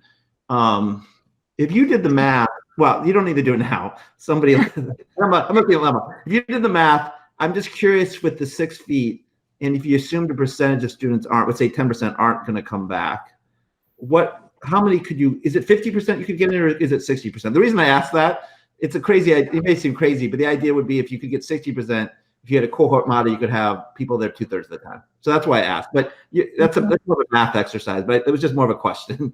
Everyone's doing the 50-50, but if you have a percentage that's already not coming. So yeah, I can't do the 2/3 math in my head right now. Fascinating. But what I can tell you is that at a 6 foot, we did this at one point, right? So at a 6 foot parameter, and so your average size classroom, you really cannot get more than 14 desks in the room. And I want you to picture that some people are up against the board. Yeah. Right. So they're like practical realities. Okay. Yeah. I don't know what the math is, but it's worth thinking about. Oh, The other thing that sacrifice is just the consistency of schedule for students and for families.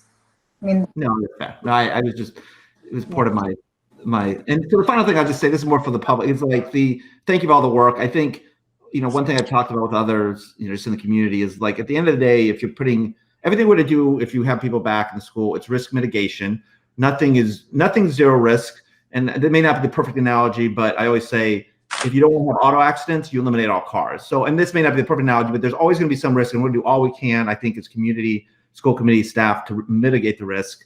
But, you know, it's nothing zero, I guess. And so I think that's just the decision we have to make. Yep, absolutely true.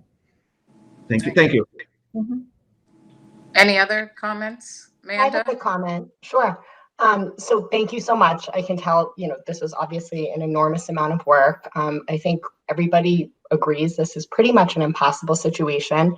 I know myself, after reading the stop-start protocols put out by DESE, it became like even more impossible. It seems like based on what their requirements are, students and staff are going to be in and out of school so frequently. If they have one symptom, you know, they have to get a test and wait for the results, which we now know will take 5 to 7 days.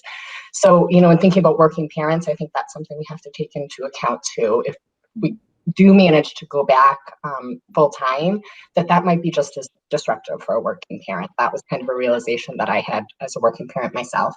And a couple other comments. I really love the idea of being able to do something outside, and the fact that your team is talking to Hale, I think, is phenomenal. I would love to hear more about that, if there's any way to incorporate it, particularly for the younger kids. And along those same lines, if there's a way, you know, I know that with staffing, it's really challenging, but to Tony's point, to figure out how to utilize space so that the younger and the high need kids are back more of the time. So those are my comments. And just a couple quick questions about the hybrid model. You mentioned that ideally, the remote kids will follow along virtually when they're home, which sounds really great. And you mentioned that, you know, it needs to be feasible. So I was wondering why it may not be feasible, if that's something with WTA or technology. And that was it actually for right now. Yeah. So we've, you know, Steve Allette's been thinking a lot about that technology. And, you know, so Northeastern, for instance, I read, made this like unbelievable investment in technology, and it's this super fancy stuff that's built into all the rooms, and it tracks the speaker, and, you know, we can't afford that. You know, we're talking about like a tripod with, you know, an iPhone on it. But we do think that we can make that happen from a technical standpoint. So I will say that, you know, again, we just proposed these things to the WTA leadership on Friday, and they just, you know, their leadership met over the weekend. I think probably there are many teachers who may be watching tonight, kind of hearing the details right now. And so we're just early in the process. And that question about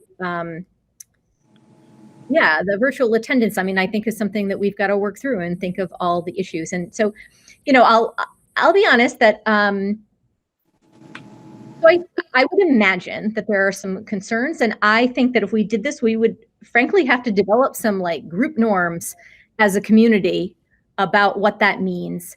And so, concretely, we would all have to agree that nobody records what's being, we would be in like a closed space, right, for the class, for Zoom or Google Meet. That's not the same thing as like live streaming out to the world. It would be, closed. And we have to have confidence that people aren't recording, right? And that's for, I mean, there are, privacy issues. And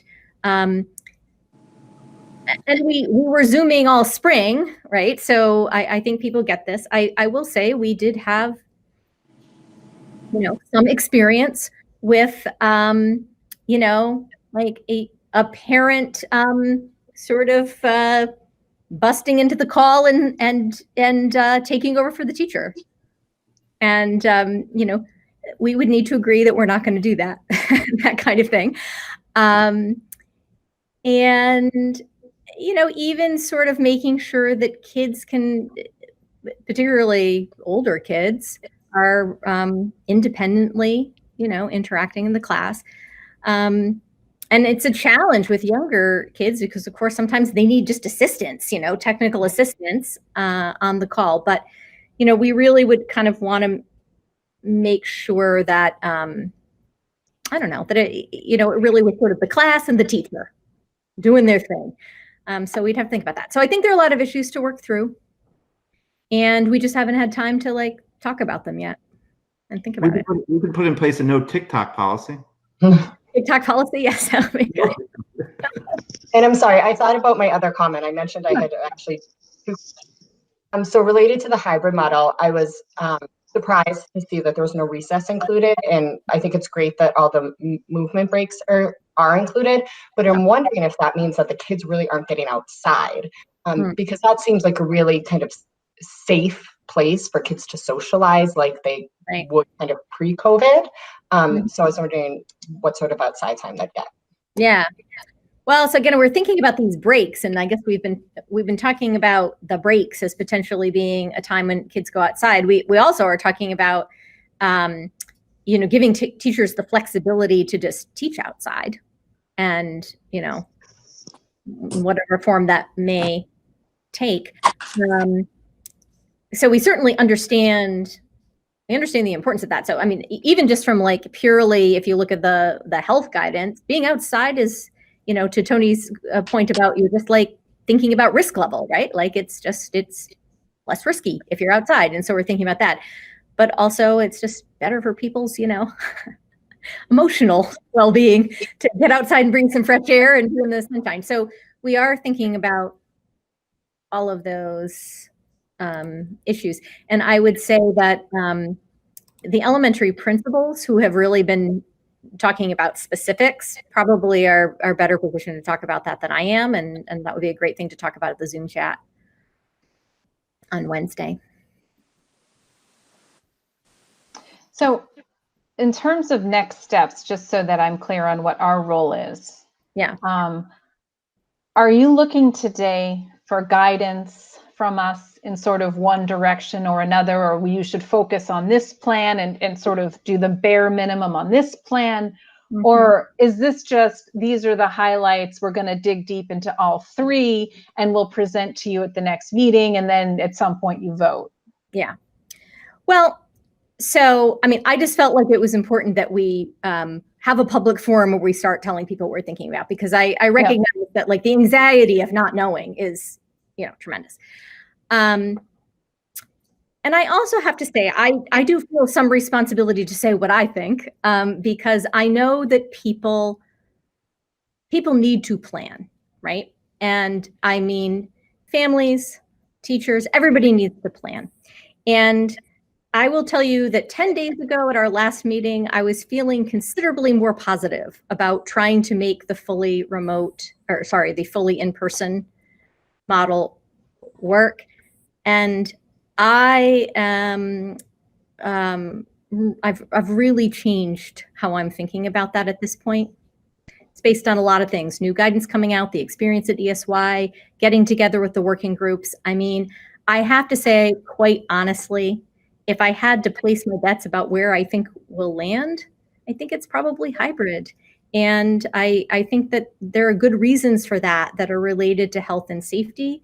I have to listen to the concerns that I hear from parents and from teachers. And, you know, I don't know, I don't know how to reconcile that the DESE 3-foot guidance in Massachusetts is different from the CDC guidance. I don't know how to reconcile why the DESE start-stop protocols for what we have to do if somebody has a symptom, if somebody tests positive, they're all framed around a 6-foot parameter. And I don't know how to reconcile that with the reality that everybody would be in 3 feet. You know, I think that's really hard.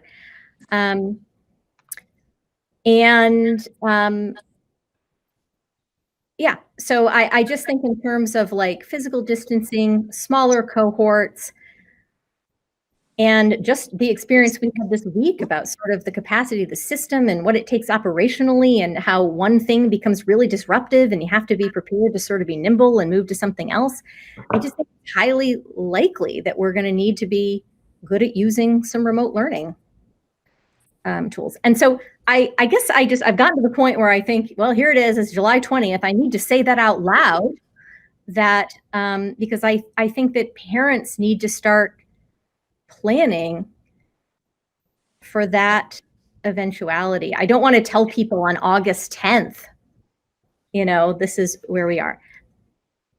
I have to tell you that I also, I mean, I don't know, I can't prognosticate, but when I look at how things have gone at the state level, and I mean, it's kind of like March all over again, right? When I was making decisions about closing down, I mean, I kept calling people at DESE and at DPH and like looking for guidance and direction and saying like, let's, you know, do something that's informed and make a decision all together. And I still remember the moment in my dining room one night where I thought, no help is coming, right? Like we need to make this decision. And we all talked all spring about how that couldn't happen again, but I think it has. And so I am interested to see how it plays out. I think there's some possibility that by August 10th, enough districts will have given enough feedback that the state will make a decision, and I think it would be hybrid at that point. So I don't know that. That's just me speculating, but that is how I see things trending for a variety of reasons. So I guess what I'm feeling is that we do have to develop 3 models. I mean, there will be a day when we all come back to school, right? It's going to happen. And we have to be prepared. But time is so short. And I want to make sure that we can focus our energy and our money and our time preparing the model that we really think is probably the one we're going to start with so that we can do it really well. And I would be worried about full force trying to figure out the fully in-person model, which is really very, very complicated. And then find on August 10th that no, everybody's going hybrid and that we haven't gotten that model where it needs to be. I don't know if I'm being incredibly articulate, but I think time is of the essence. So I'm, you know, I guess what I wanted to know tonight is sort of like if the school committee was leaning one way or the other, or you know, supports that kind of thinking, because ultimately you'll have to vote, and I need to work with the union to bargain. Right. So I would say that, I said this at the beginning of the meeting, we have to be realistic. And based on what I've learned today and in our conversations over the past few days, I would say a full, I know we have to create a model, but coming back in full is not realistic. It's not, and I don't think it's in the best interest of our kids. It's not going to be the experience that folks who are pushing for all of our kids to come back full time, it's not going to be the experience they are envisioning. It's going to be very, very different. And I don't believe it's realistic from an educational viewpoint, from a health viewpoint, and from a budgetary viewpoint. I would say that we can't go there. I know we have to create a model for that, but I think that we should focus our efforts on the hybrid model, which easily, because of all the hard work you all have done, can swivel right to the virtual model. And we know, based on what's happened over the past few months, that things can change on a dime. So that would be, I know we're not having a vote tonight, people, but Emily has asked, what our views are. And so I know that I agree with you, Maya. I think the 3 feet, I think that is inadequate. And so I would say that my view is, I've just expressed my view, and I don't know if others want to chime in. I think, excuse me. Well, I was just going to say, I think I said it earlier that I think the advantage of focusing on the hybrid is that you also have to focus on the online and really make that as robust as you can, because I think that's a critical element of the hybrid. So that's an advantage for me. Another advantage is that, as Carol said at the beginning of this meeting, parents are on families are on every end of the spectrum, and some are not going to be comfortable sending their kids back to school under any circumstances. And I think the hybrid model takes away the stigma from that decision much less. I mean, you know what I'm trying to say. It takes away the stigma, and kids can feel much more comfortable with that decision and to be fully remote because they're just part of cohort 1 or cohort 2, depending on the day. So for those reasons, I would say that we should focus our efforts on the hybrid and the online learning. I don't think we have a lot of choice, and that parents have the right and teachers have the right to choose not to come in. I mean, that's a fact. So with that a fact of life, we have to develop a hybrid model. Now, within a hybrid model, we can get creative. We can begin to see how within a hybrid model, we can experiment. Maybe there's a way in it to find more kids to come in and more creativity. So it doesn't mean we're turning our back on getting as many kids back. It allows us to be creative on both sides. If suddenly we got to have everybody remote, we can begin to get more creative in that. So I think it gives us the chance to begin to get innovative and creative and maximize whatever direction we're going to have to end up going to. Eventually, hopefully in the not too distant future, everybody will be back. Maybe we'll learn a lot better how to do that. But I think the hybrid, and I really support the work that you've already done to prepare for looking into all those creative options, Emily. I just want to add one thing to that too. I think you may have said this already, Emily, but I think folks, for our constituents out there, remember, this is for the fall. So we're going to have to reevaluate for next semester. This is only for the fall. This doesn't mean the full school year. Yeah, so I guess I echo, I guess 2 things. I mean, overall, I think it's for the reentry starting in September. It makes sense for everything everyone's highlighted. I'm just going to, but I have two. I'm just going to reiterate the 2 things. One is I want to see. In my view, and I really was sad when I looked at those. I want to be able to feel that we're getting as much we can when those people in the school, not just that they're learning math, English, and all those things which they need to do, and I think they'll do well, but that they're getting some beyond all the things you said, Superintendent. I know there's value to that, but there's getting some other chance to connect, whether that's more built-in recess and at all levels. I mean, middle, high school, a chance to connect and get some other beyond kind of the benefits in being the school, because that to me. That to me, if the social, we've been talking about physical health, but social emotional, as we know, and you all know, I'm just speaking the choir there. And the other thing would just be, I struggle a little bit about the model, like a K, not even elementary, K1 level. I don't know. And I'm not saying anything you guys don't know already, but I would encourage to think about creatively, even that math I did around, 14, I don't know, there may be nothing we can do, but I would, particularly for the people at the very young level, kindergarten, 1st grade, and Again, Yeah. you know already, but anything we can do to be creative. It doesn't have to be a size one, all size would fall, anyway.